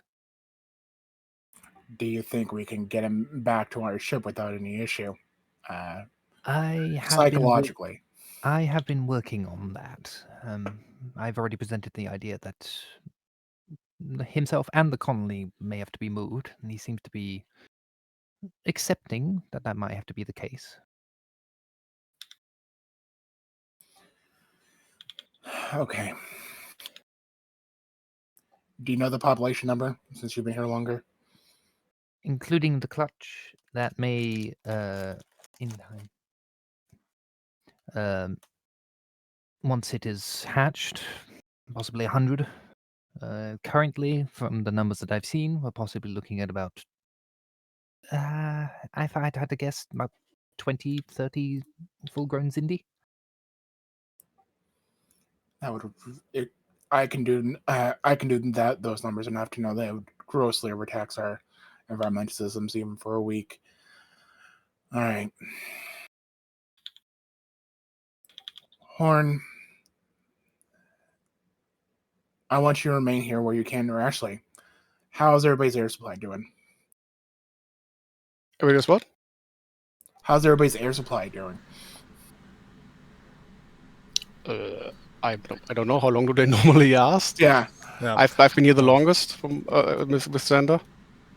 Yeah. So, Horn, you check yours. You answer it's looking okay. You've still got you've still got days left, I think, or maybe more on the order of hours. Well, no, I think it's close to days because those suits they can last a while. Yeah. Marple and Sharp are looking good. Xantar, you're checking yours. It's still looking quite good. As you prepare to answer, the rest of you hear the chitters and clicks from your in-suit microphones. Xantar, you hear that much closer to you as you realize your helmet, there's something in it with you as the complication enacts, and there is like a lot of high-pitched shrieks and feels of like something crawling along your ear and face. Oh god. Xandar starts frantically trying to get the helmet off. No, slow down. She just tries not to swear under her breath and tries to calmly reach over, grab Xantar's arms to make him stop fidgeting, because last thing we knew is to aggravate the hive. Yep. Xantar, inside the helmet, out of the corner of your, like to the right of your eye, you see this very small figure, like fidgeting around, scratching at the glass, and as it looks around, it starts clawing at your face a little bit. Quickly, Captain, one of them's got inside my helmet. I understand. Stop fidgeting. We don't want to cause things worse. I got you. Xantar, give me a give me a control plus command roll to not completely lose your shit. Not the face, not the face, not the moneymaker. Control plus command. I actually have something that could work for this. Hold on. I What have do you- I have doctor's orders.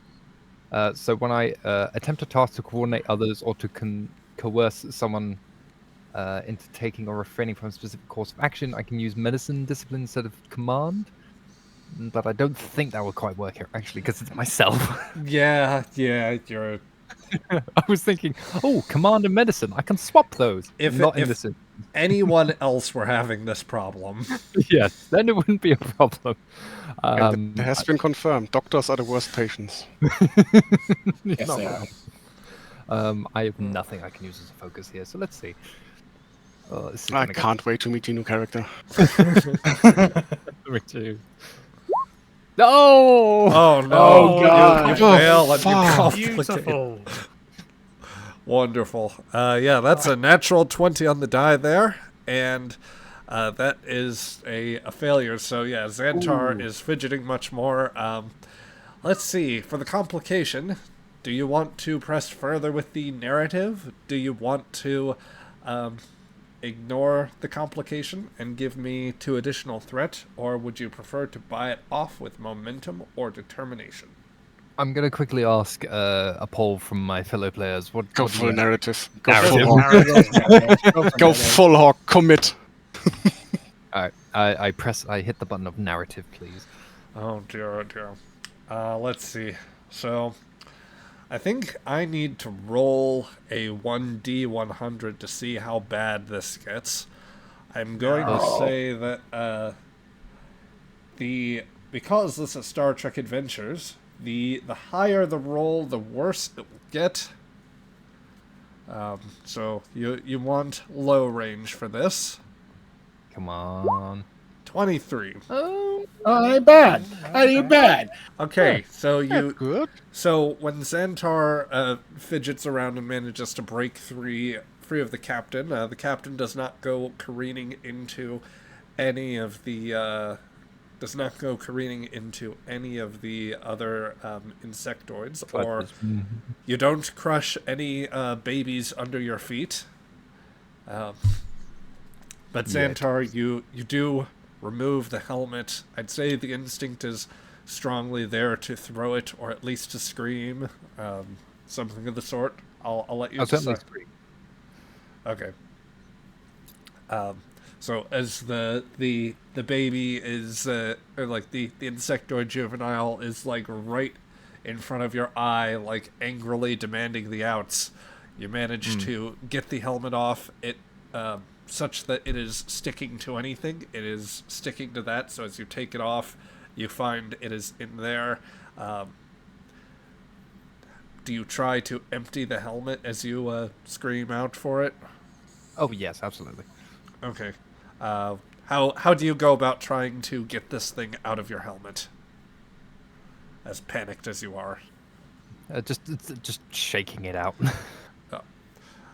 You shake it out. The thing with the small one falls out of the helmet and clatters to the floor, hurriedly running off. The other insectoids take notice of it, and they buzz very much at you. They are already not a fan of the yelling. The translator picking up slight things from the rest of you, words like harm, threat, like wrong, general sort of words buzzing at such that the translator is having trouble keeping track of what everyone is saying, but the general vibe is they are not a fan of this. Bolden, when he sees, like, what did you do? We just had a youngling just decide to hitch a ride without us noticing, and our friend got a little scared. That's all. He scoops up the small one as it runs toward him. Oh, there you are, Gene. I was so worried about you. You interlopers could have You could have caused him great pain. You could have hurt him. Should be more careful. We certainly will. We don't mean any harm. If you can help us calm things down, it was just an accident.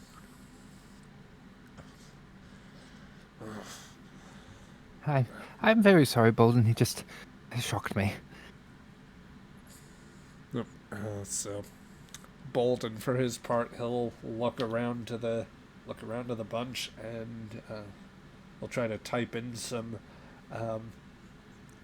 He will try to type in some commands in there, and just to say, "All right, let's calm it down. Calm it down, everyone. No, this isn't great. This isn't the greatest thing, but they are still our guests, and they have given so that we might continue on." Let's see. Bolden himself doesn't entirely succeed in calming them down with a single success there, but the Zindi do pay him more heed as he waves his arms, and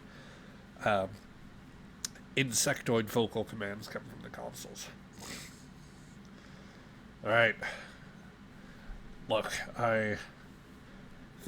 so understand that was an accident, and I'll try to ward the little ones off from crawling too close to you, given that bit of carelessness there, but we'll take an extra exception to making sure we don't have such an accident happen again. Alright. Well, we care for children as much as you do, as much as they do. Very good. So, do you have who is the leader of this hive? He kind of blinks and says, "Well, and I've got the older ones, I suppose. I don't know. We never really worked it out. Hey, somebody help me out. Leader. Who is the leader? Who's the One moment.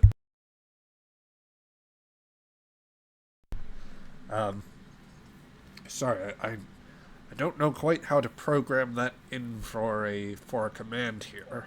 Maybe I could try. Who's the princess of this hive? Who orders and directs the others? She asked the Zindi. The translator works for a moment, and the Zindi puzzle around before they all begin to consolidate, and they chitter a word back to you as close as possible. So just the translator comes back as they all gather around the rather gaunt-looking humanoid princess. I was afraid of that. Yeah. Okay. Well, it seems you're a mother to the hive, Mr. Burton. Bolden, but you can call me Devon. Bolden. My apologies. So, Devon. There are certainly a number of options we can do, and I have to talk with the rest of my ship, as certainly you are far from... you're at the edges of known space at the current moment. We certainly have a way to get you home, as it were. As the current moment, due to some disagreements that between our people and theirs, or I guess yours, she says with a slight smile, communications have been less frequent as such. That said, we could ask to see if they bring a ship here to retrieve the rest of your family and return back to Zindi Exectoid Society.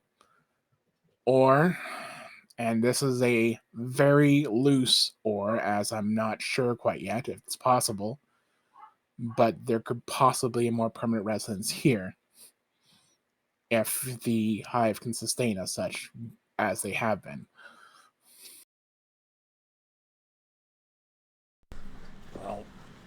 Well, however we go about it, I can't leave these. I can't leave them behind. These, Of course. these are. I've raised all of them. I know each of them. I've given so much for them, and I love I love them. Even what others of their species did. This is the family I've found, and I'm not going to leave them behind. I'm not going to abandon them. And I wouldn't want you to unless you asked me. These are your family, as you said, and I would understand you to want to make sure the safety of your family. I'll see what I can do. And certainly I'll give you a more affirmative answer once I have talked with my ship and the rest of my crew. Is there anything you need until then? Oh, well. You got any more of this, he says, holding up the MRE, which he has not started. I'm sure me and the rest of them, they could be a good source of food. I could try to work up a list of other spare parts here. Things that'd be nice, and yeah, to get all that, it could be good to go. I'll let you have a few minutes so you can ask the rest of your family of requests you have. I can't say that I'll fulfill all of them, but I'll see what I can spare myself. All right? He nods and says, "All right, I'll get to talking with the bunch." Yep. She'll go through her emergency pack and go through hand over her MRE and gesture for the rest of the crew to do the same. What do we need them for? Yeah. In case we end up on a planet like this one.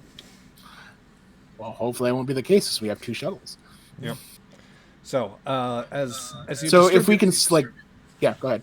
I was saying, as you distribute what supplies you have between Bolden and the insectoids, it sounds like the conversation you'd want to have might be a little Back ways on the away. ship. Yeah. I want to go back on the ship with the... Back up to Aegis, or like to the top deck at this point? I'd rather go back up to the Aegis, talk with my senior staff, and just get a general idea of where to go from here. Okay. Does anybody have any objections to leaving the planet? Yes, I have become one with the hive now. No. Santa would very much like to Could we leave. say we, Romanoff and the engineering team are left there just doing assessments on the structural integrity of the remains of the Ada Blackjack? Certainly. And I will say, Fernier is at least connected into the comms as he for the meeting, so he has a pretty intimate understanding of what's going on. Craig, if you want that scene, certainly when we get back on the ship, you can make it such. Yeah. So let us set this back up on the ship. For the time being, so there will be an immediate sort of debrief with the away team, and oh dear, I need to clean out the ready room. There were people there who have been there since the end of last season, and they don't need to be there anymore. Dust it away. Please, we have been forgotten. Water. We have to move the cardboard cutouts from last season. Oh dear. So, let's see. once you make it back up and everybody goes through requisite decon, to which I'm sure Xantar coming out of there is just positively, like, glistening with all the decon gels he could possibly grab.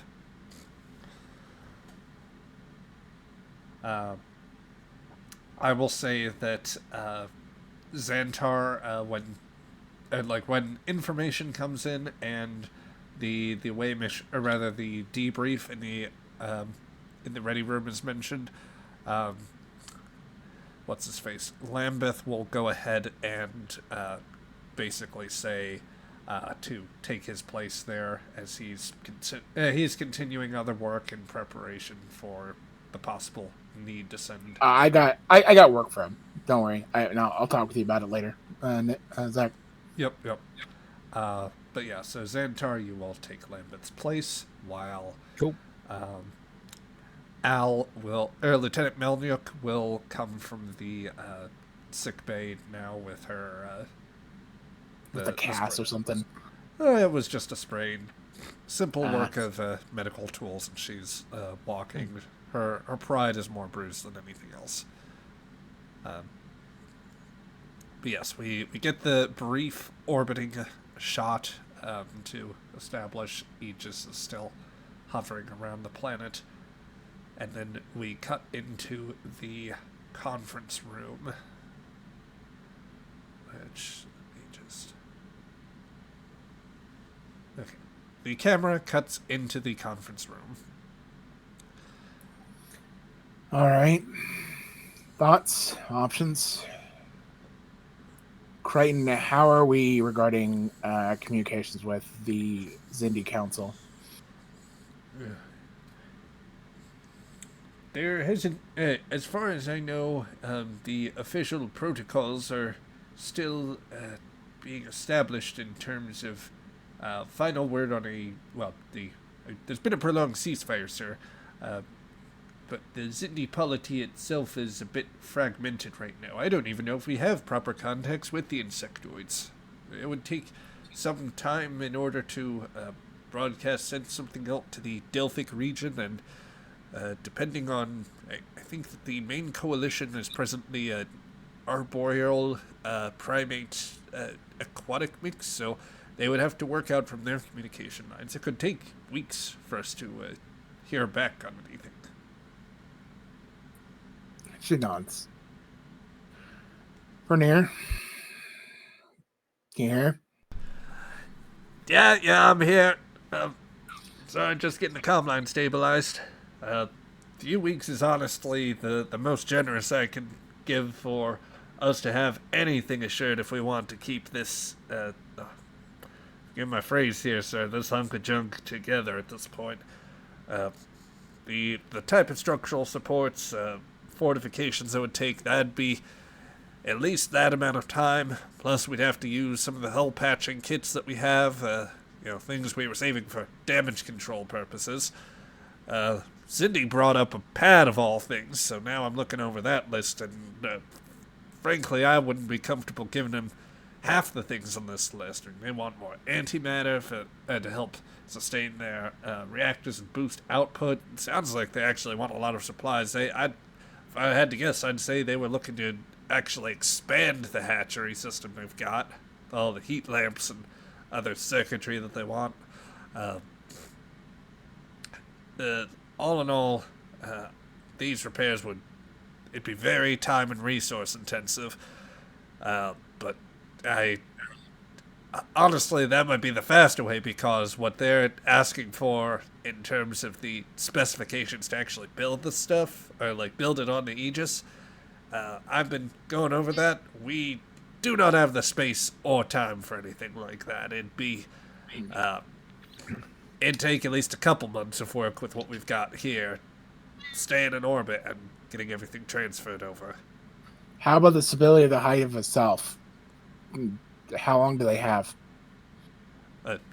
Sorry, what was the question there? The stability of the Hive itself. How long do they How long does the habitat they made have versus the ship? Like the ship is the roof. It's whatever. But like the cavern system they have as it is. How long do you think they can survive? even with some rationing. If we sealed off, if we patched off the top deck here, which is the least structurally sound, then we might be able to have that contained for, I don't know. Romanov was rattling off some numbers here. The commander says we might have, if we're lucky, then it might last for another 2 to 3 months. Though, with the recent, our own recent activity here did kind of undermine some of the structural components here. With this top deck here is a bit unsound, and that may have reverberating effects through the superstructure.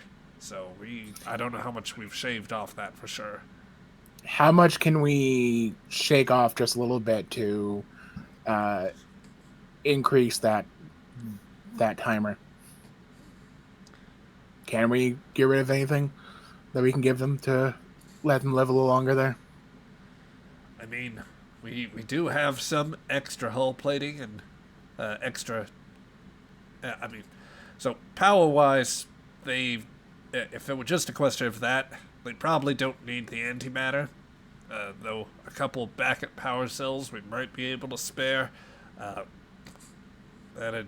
If they use it to prolong what they have, then that buys them a much longer bit of time. But I'd say, look, what they need to keep this place intact at this point, Captain, is definitely the structural supplies. And as I was saying, that's almost a month of work right there just to make sure that the thing doesn't collapse in on them for those months. We could part with those, but it might leave us a little short down the line depending on how many months or even years this mission lasts. So it might force us to turn back a little sooner. And unless we can stay nice and friendly with everybody that we meet. Right. I'm open to options, she says, looking at everybody. She's like rubbing her temple a little bit.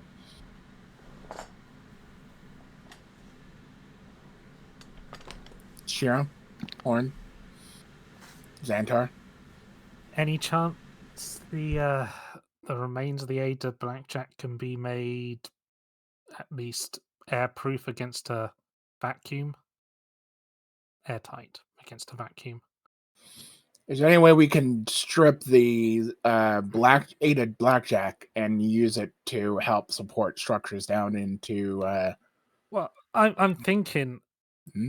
if you could make the remains of it proof against a vacuum, we could potentially just haul it back up into space and drop it at a better planet where these concerns won't be a problem. Well, if you want to do that, then you're going to need at least a few tugs that are atmosphere capable, which I would not put the Aegis down there in the slightest. And I can tell you Aegis right is now, not- our ship is, the Blackjack herself isn't going anywhere under her own power, not after being crash landed these many years. She leans back on her chair and looks over to Crichton. Anyone nearby at all? There are a few freighters that have checked in from subspace buoys, but the nearest Earth ship itself is almost a dozen light years away on their own on standard patrol, and even then, it's only one of the Ganges class vessels. They're even less well equipped to take on passengers or survivors than we could. Andorans, Vulcans. None that have responded on communications. It seems that with the casualties notwithstanding on either side, Crichton says very delicately, the Vulcan High Command certainly, they no longer exist, and their ships are. It seems as though any Science Academy vessel that they have is not operating in the area.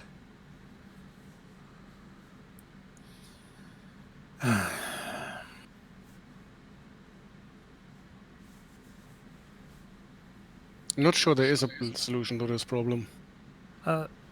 Xantar, do we know if the insectoids have like a hibernation? Can I rack my brain to? As you understand it, the Zindi have not displayed any, or like, there's nothing, I think, in the interspecies medical exchange that would have told you anything about that. Okay. The only we know is through the war, more or less. From what information we have, Captain, there is no indication that they have some hibernation cycle. Not to say that they don't, it's just we haven't been able to observe them so close up. But it might be possible that Bolden may know better, since he spent so much time with them so far. Not I a was bad thinking idea. if we could induce a hibernation cycle in them, it'd be easier just to move the colony, as most of them would be unconscious. The power requirements for that would still be significant. Plus, And the amount of... not to mention the oxygen distribution would be huge, even for it's still 150 people light breathing. As well Helpful, as but the application of such thing to medically induce some form of unconsciousness.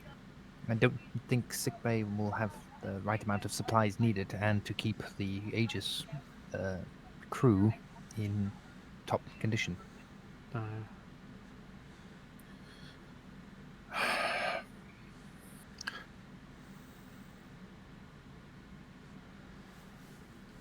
Can we get access to the Zindi computer core?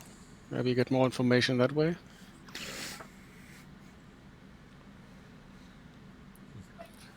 I can try to send a request to these Zindi and see if Mr. Bolden's willing to share some of his information down there. Mr. Queen sir, Bee that would be himself. helpful. If you can, Miss Fournier. I certainly help out giving have a few more answers. Sure thing. I will say, Commander Romanov and I were talking about the evacuation possibility. She knows these old Daedalus class ships better. Theoretically, we could actually sustain about 500 people on board in total.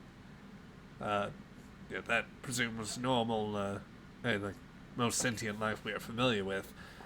With the smaller insectoids and the others, that doesn't add quite so much. Probably brings us up to almost 200 on the crew. The bigger problems, though, that do require the more extensive refitting, are the requests for the, for lack of a better term, the incubation chambers themselves. That, to the specifications that Bolden is talking about, that would be a stretch on supplies and resources. But I'll go try to find out here.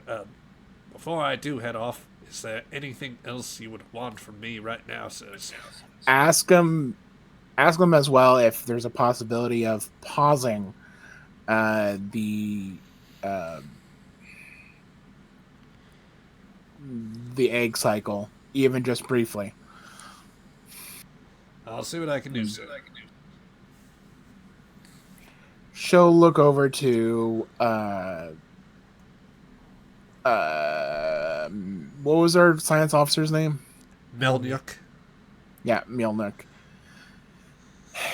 Any idea of the closest Class M planets, moons, any celestial bodies around here? Something to which they could survive a little longer.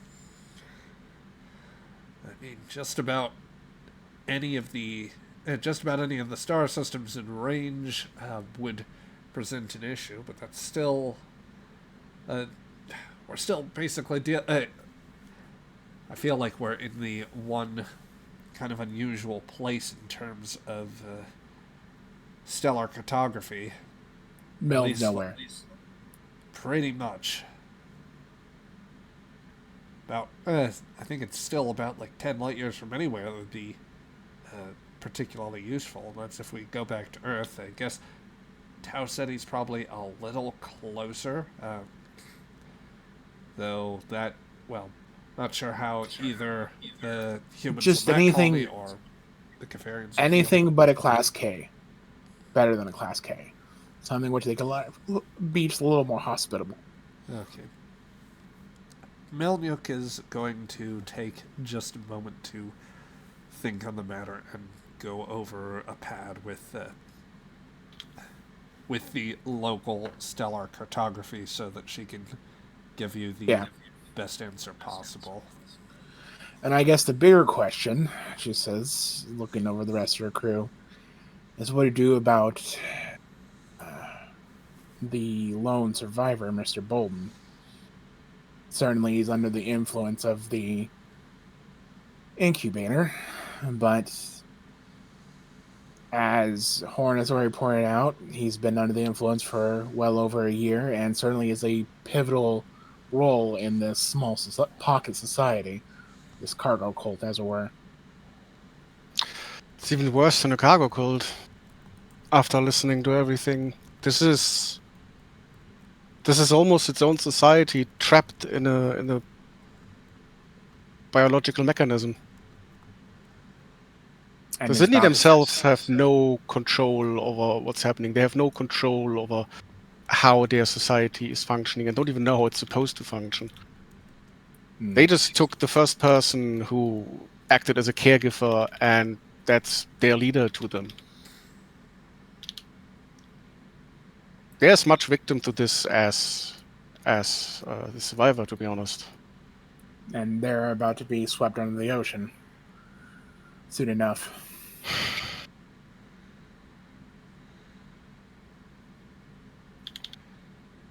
Sure, your thoughts?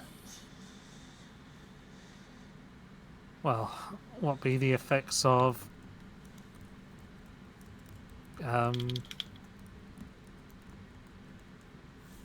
setting his mind back to how it was before the Zindi chemicals got in?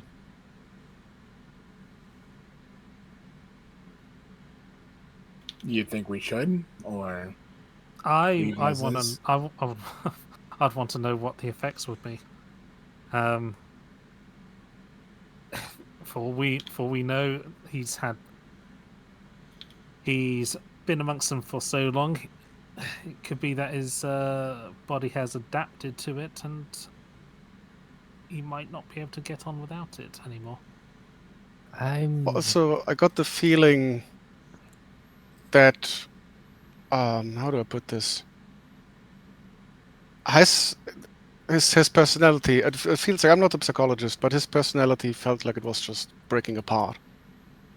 I'm not even sure what's left of the man. From his psych profile that I had, he has changed greatly.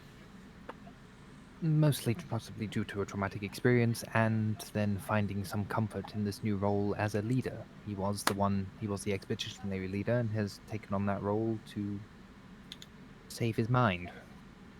He lost one crew and he found another. So it would seem. but how much of that is him and how much of that is the neurotoxin? We still need to make sure. I still need to make a full examination to confirm that the neurotoxin is influencing him. Well, he's certainly talking the talk, from what I saw. That might be, Captain, but you have to remember he's been with these people for 2 years. And that could be a great psychological effect on you. She nods. Exactly what do you need for such an examination? With or without the ship? I would need a full blood work in order to make sure to see if the neurotoxin is within his system. Perhaps a brain scan.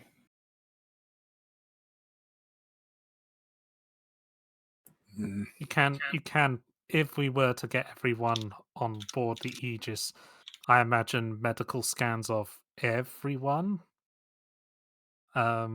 would It be is required anyway. It would certainly be protocol, yes. And that can easily spin out into a wildfire. She just kind of rubs her forehead and face a little bit. But I don't know if it's even safe for him to be down there. It's not safe for It's him not- to be down there. It's not safe for the. It's I not more safe for the mean- hive to be there. I more mean for his own well-beings. The problem is that it is a human amongst Zindi, and he is not going to last much longer. His body is already beginning to cannibalize parts of him in order to sustain itself due to the fact that he's not getting proper nutrition. She gets just- up, and she's listening, but she just gets up and starts pacing a little bit.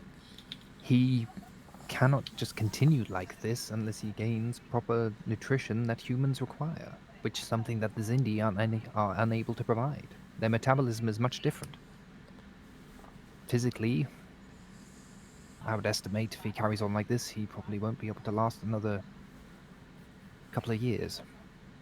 Well, I guess that's the least of our concerns then, because we don't find a way of moving them. That ship is Our objective, at the very least, is to get them either stabilized in a place where they can stay more long term, where they'll still be strapped for resources, or at least long enough for the more proper polities to support them. As certainly our ship is not. Well, Captain Melnyuk ventures out. Yes, From Miss what, Manluck. if I may, sir, maybe are we the best people to really try to work this out? I mean, from what Commander Romanov and her crews are telling us, they've got at least a couple of months on the low end anyway before they start experiencing problems. We can give them some supplies both to help with the doctor's concerns and the other stuff, but unless we want to curtail this our main mission of exploration, I don't want to necessarily leave him in the lurch, but would it maybe make more sense to just notify command about this and see about having them organize something? I mean, they could probably... Honestly, giving that problem to someone else sounds like the best idea anyone had recently. She nods. All right. Also, I have a general question to the doctor. Like, as a player, did you tell us like your entire conversation you had with him? Oh yeah, no, I would have Yeah. given that out. Like, how exact would you have relayed his words? Because, and this is like, I don't know if that was your intention, Zach, but I'm convinced this is like Garrett Broth. Yeah, there was one survivor, but he's still with us. He gave everything for the colony. He's like, Yes. stares yeah, into no. the abyss. Yeah, no, I would have mentioned that and given it in full detail. Santor is thorough. So I feel that would be the suspicion that it would at least occur to Horn. Add a character. I don't get the reference. There were two survivors, and the way he said is like, but he's like still with us in a way, or he gave everything. It's like he sounds like, yeah, we needed nutrients from somewhere. Oh, the Donner party. Okay. Soylent Yeah. That's Green the is vibe people. I was getting, Yeah. and honestly, I could. If you tell of the conversation, I could totally see Horn thinking, at least the thought occurs, like in a survival situation with weird neurotoxins messing with your brain chemistry. Is Horner going to bring that up, or are you going to do that in private? I would probably, that's something probably I would like scribble on a pad while the discussion is going on and then just give it to you. Right. She just looks at the pad and just closes the pad, sets it down. All right. Crichton, send a signal out to whatever's left of the Zindi Council. Let's see if they can get somebody over here. Shira, if you can, help out Romanov and Fournier in finding spare supplies that we can, to just a little bit of supplies that won't hit us too hard into further extending their the colony's life just a little bit longer. Will not accept though plans of expansion. So none of those things.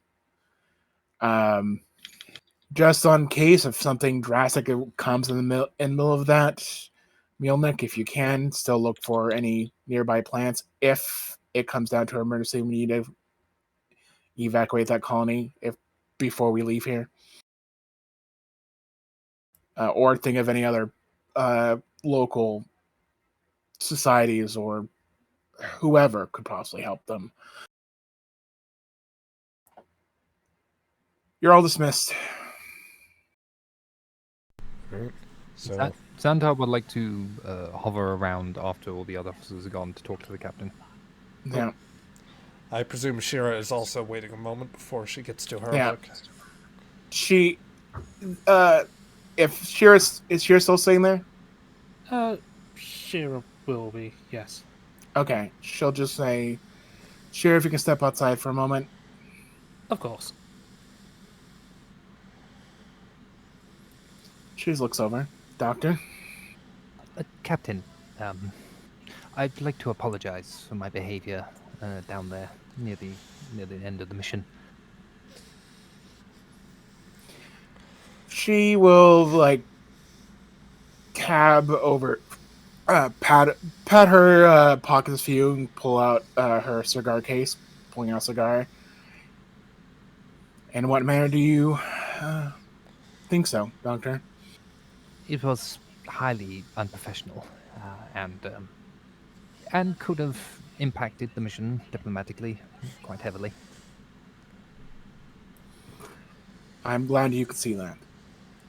While certainly there is room to be diplomatic and friendly, we do have to keep in mind of certain circumstances. But so far, things worked out well. Just keep that in mind next time. I understand, Captain. Thank you for your advice. I want you to go helping out where you can. Make patching up Bolden enough that he can survive a few more years. Maybe give a few vitamin pills or something that could help him in the long run. Yes, Captain. Thank you. Can you let Lieutenant Commander in when you leave? Certainly. Xantar leaves. She cuts her cigar and starts lighting it when you leave.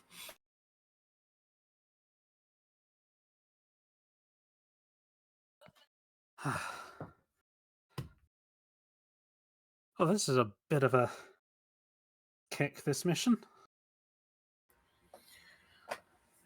There's always one in a while. Glad it started early. I'm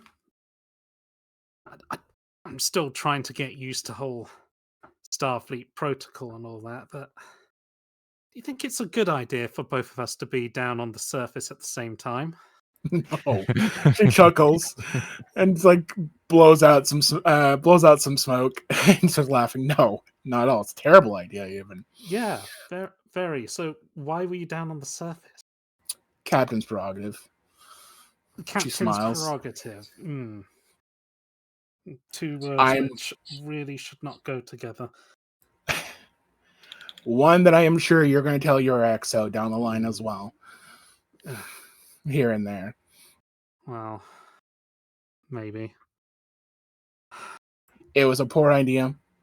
And one in hindsight, I probably should have stayed up and sent out Moro or somebody else. But you're my crew. And certainly the very first mission that I possibly had my crew go MIA, I wanted to make sure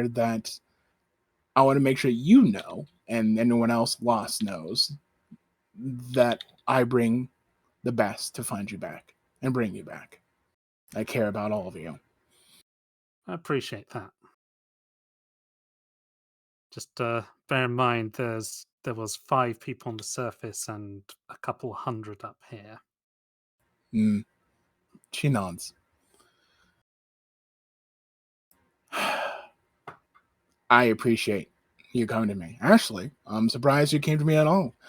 You seem to be more of the stickler of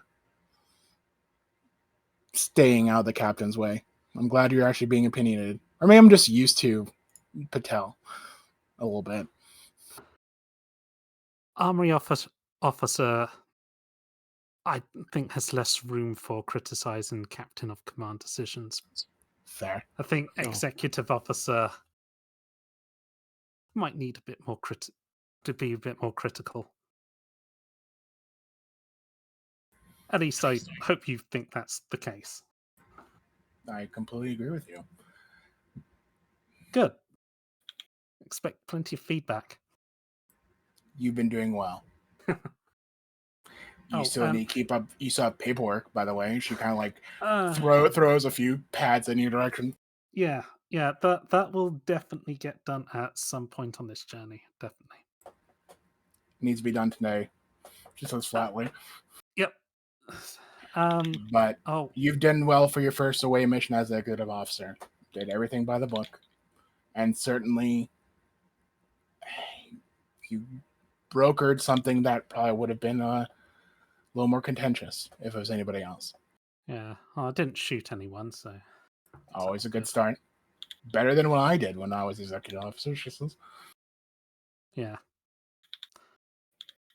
Well, I better go and help Fernie and Leska with things.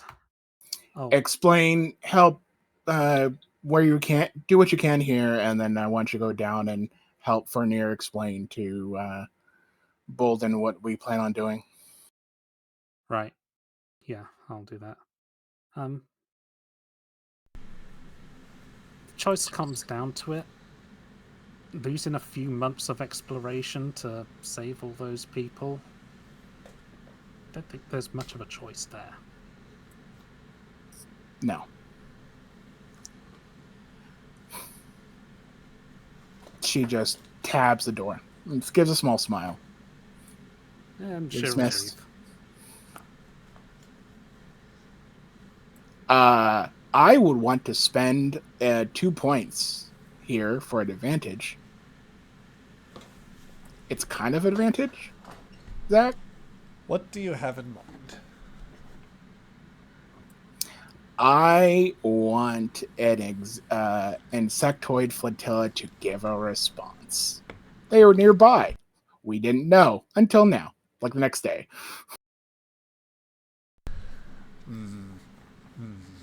Even if it's just a ship, I don't care. Squadron or a ship. Oh dear. Wonder what the implications are of having insectoid vessels be in anywhere near that close communications range. That certainly won't come back to bite you later on. But I will accept that advantage that the message will be intercepted by a Zindi insectoid vessel. That being said, so just to make sure before that advantage is processed or fully applied here. Does anybody agree with me here? Yeah, might as well ask before then. Is there a more elegant way with potentially less consequences?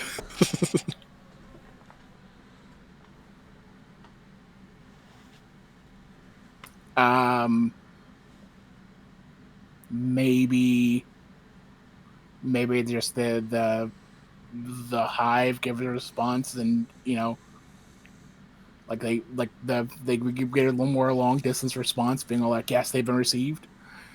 Message has been received. They'll be there in weeks or something. I don't know. The Zindi are pretty much, they keep to themselves mostly, right? Yeah. The end of the Zindi crisis fractured them pretty harshly. They're in repairs of that diplomatically between each other, but at the current moment they're a bit of a mess and just went being isolationists. If I remember right, Zach? Pretty much. No, then I can't think of any more elegant solution. Okay. Might as well. Oh, Yeah. Before you before Very Star any Trek. before that advantage could come into play, I must ask, just for clarity's sake, what solution are you generally erring towards? If you can give just a brief explanation of where everyone's thinking. Mostly that instead of the hope of, oh my god, we're going to leave these people to maybe picked up in the coming weeks, or spending months of transferring them to another world, that instead they are the actual relevant powers are there to pick them up and might even take this Bolden with them. Yeah, I think the ideal solution. Just a good ending. Just a good ending. Yeah. Instead of a we give them supplies and hope the island doesn't sink before a ship shows up.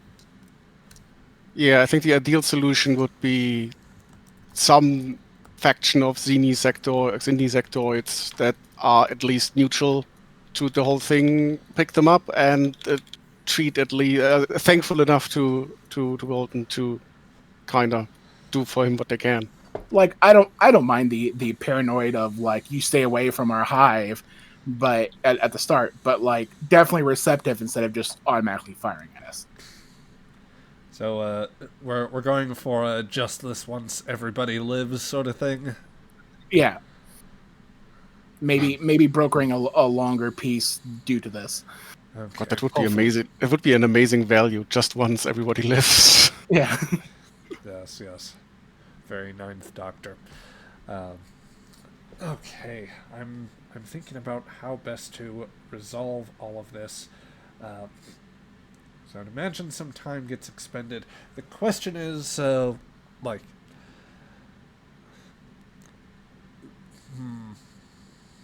thing that I they will probably last a couple of weeks. If we can at least get the information and some feedback out there, like that would be something, I think. Yeah. Yeah. Well, I guess so. The question would be without the Aegis necessarily realizing whether the message has been received or not, and whatever outgrowth comes of that.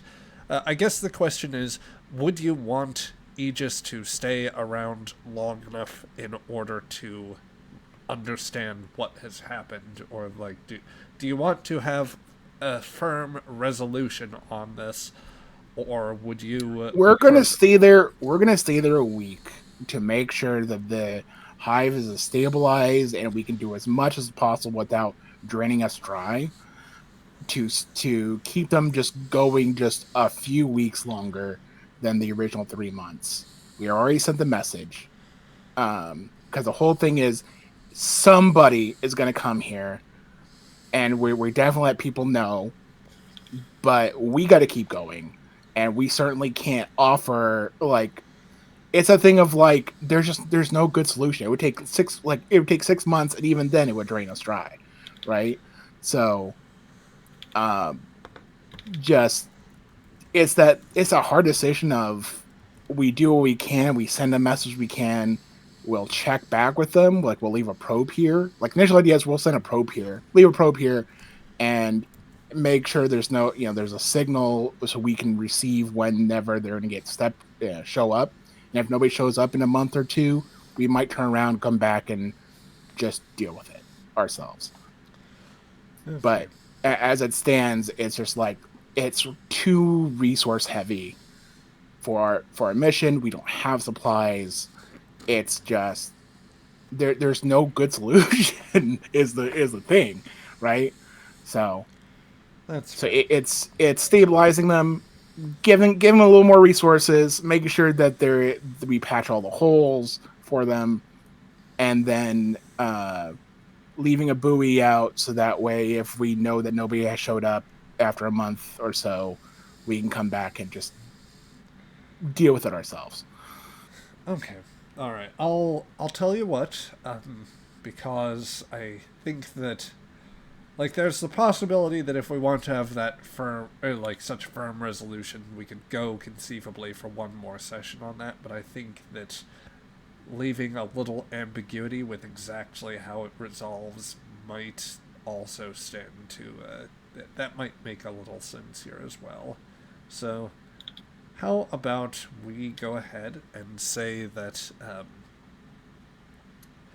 a week will pass in game,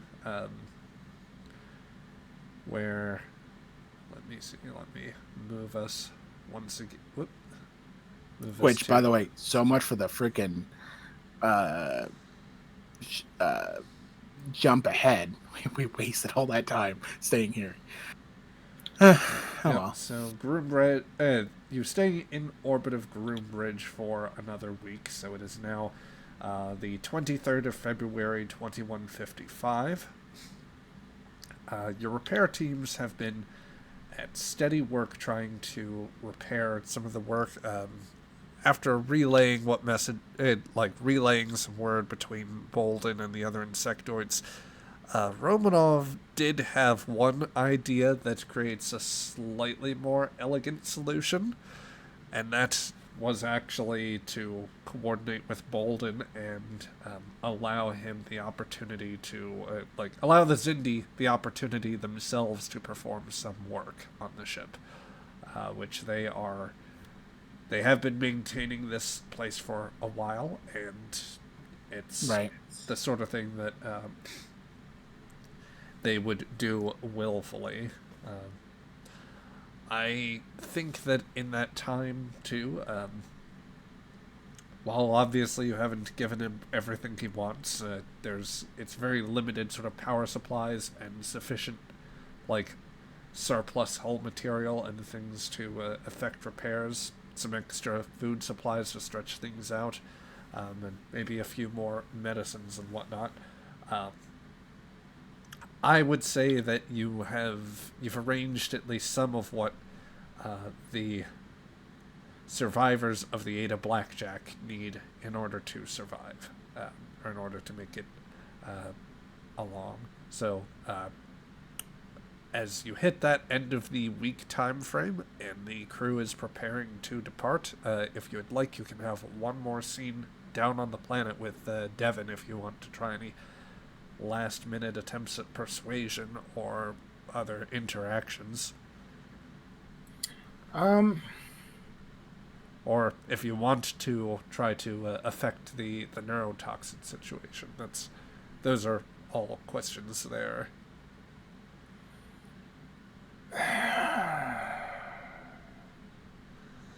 I'm going to leave that to my Exo and Xantar, since they were the ones who initially did this meeting. Yep. I would like to ask if I'd been able to actually examine Devon, if he had got the toxin in. Oh, had he got it? Yeah, I will say follow-up analysis on the ship, which I'll just say with the time that elapses, there's no need for a task.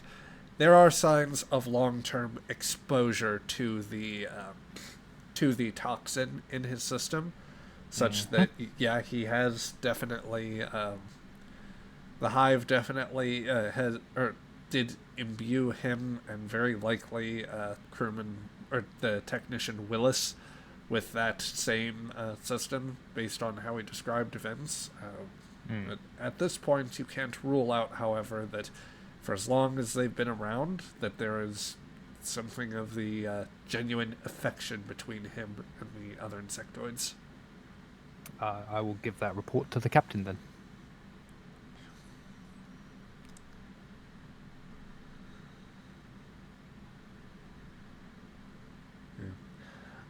But the question remains, Shira, Xantar, would you want to oversee the last delivery of goods and have one final conversation with Bolden?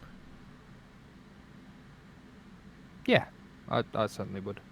Yeah, Shira? Craig might actually still be away, so let me go back and check. He's back. Oh, okay. Just going to ask Craig, because we're we're time skipping ahead 1 week into the future. Question is, would you have wanted to basically see Bolden one last time before Aegis departs?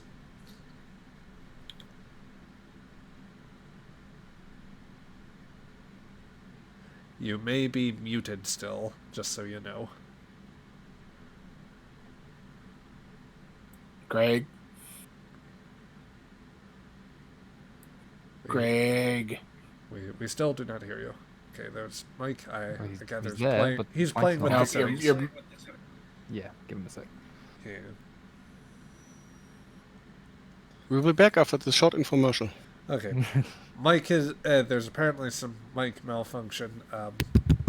Oh, There you go. we're here to Okay, Great. yeah. There we are. Sorry about that. Apparently, it needed just to be unplugged and plugged back in again. So That's how mine was too this morning. That's fair. Okay. Okay. Yeah. Yes, I'd like to Okay. speak with him. All right. So, we'll set the scene then, as we have an establishing shot one last time of Aegis in orbit of a planet in the Groombridge system.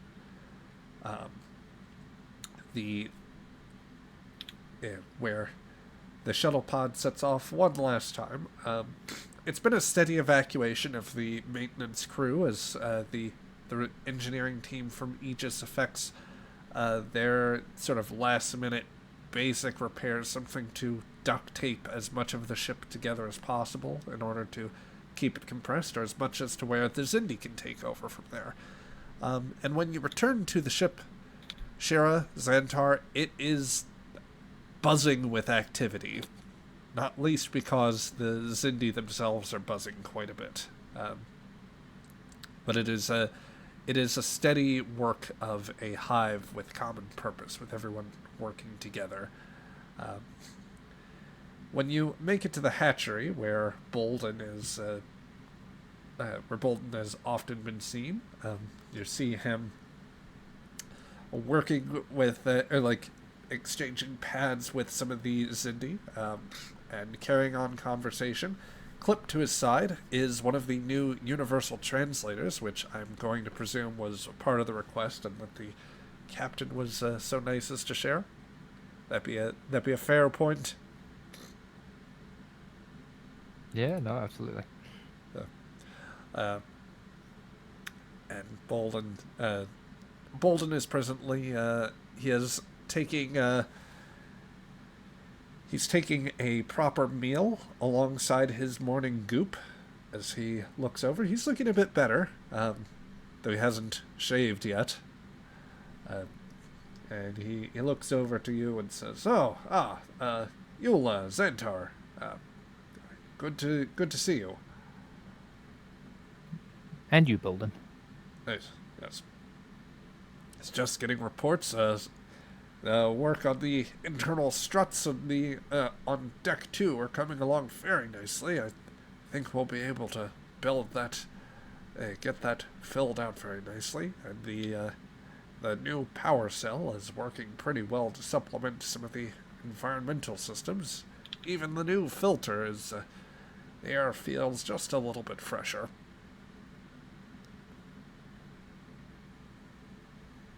Oh, I'm glad we could help out.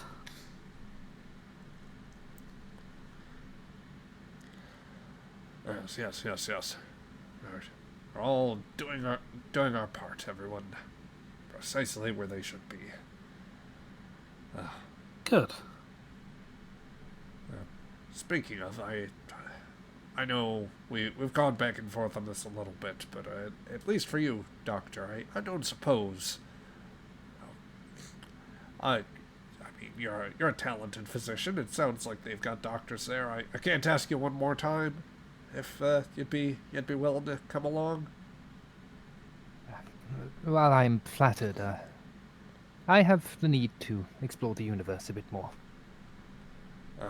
That's a pity. Gene really took a liking to you. He felt so bad after the whole little scrap there. It's okay. So do I. I hope he's doing okay. Oh, do you want to say goodbye to Jean, Xantar? Slowly turns to Shira.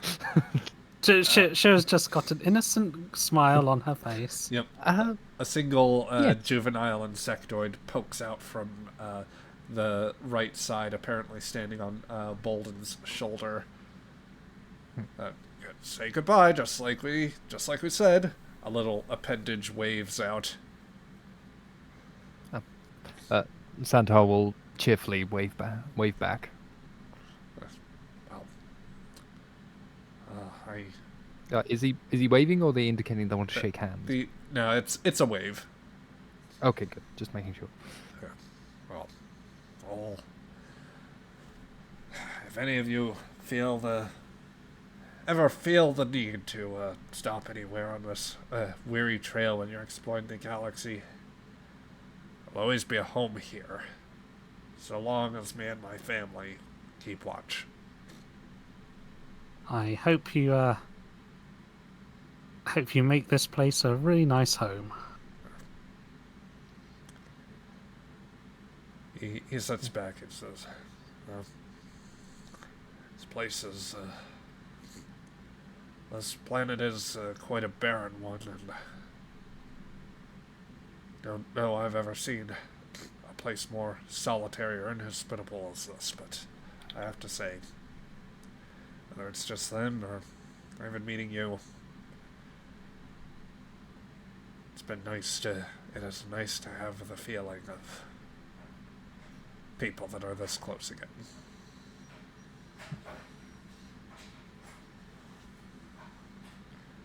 Well, should you feel the need to reach out, there's always the communication.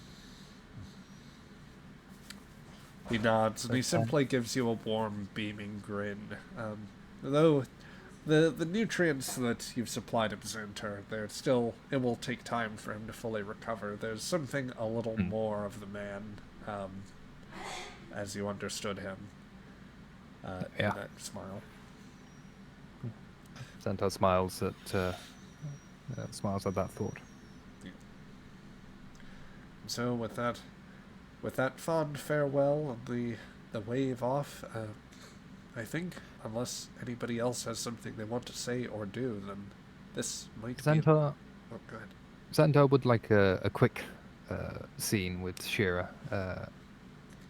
or Yulo, as we're sort of heading back up the tunnels. Okay. Commander, Yeah. if I may, after the little incident that we had over a week ago and my meeting with the captain, I have to ask, from your perspective of human interaction, was the captain annoyed? Did I give a decent impression, at least, that I was sorry and will try not to let that happen again?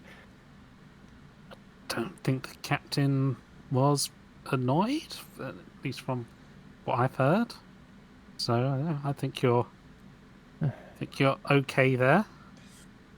I fear that I will need a lot more help being able to adapt to life among humans.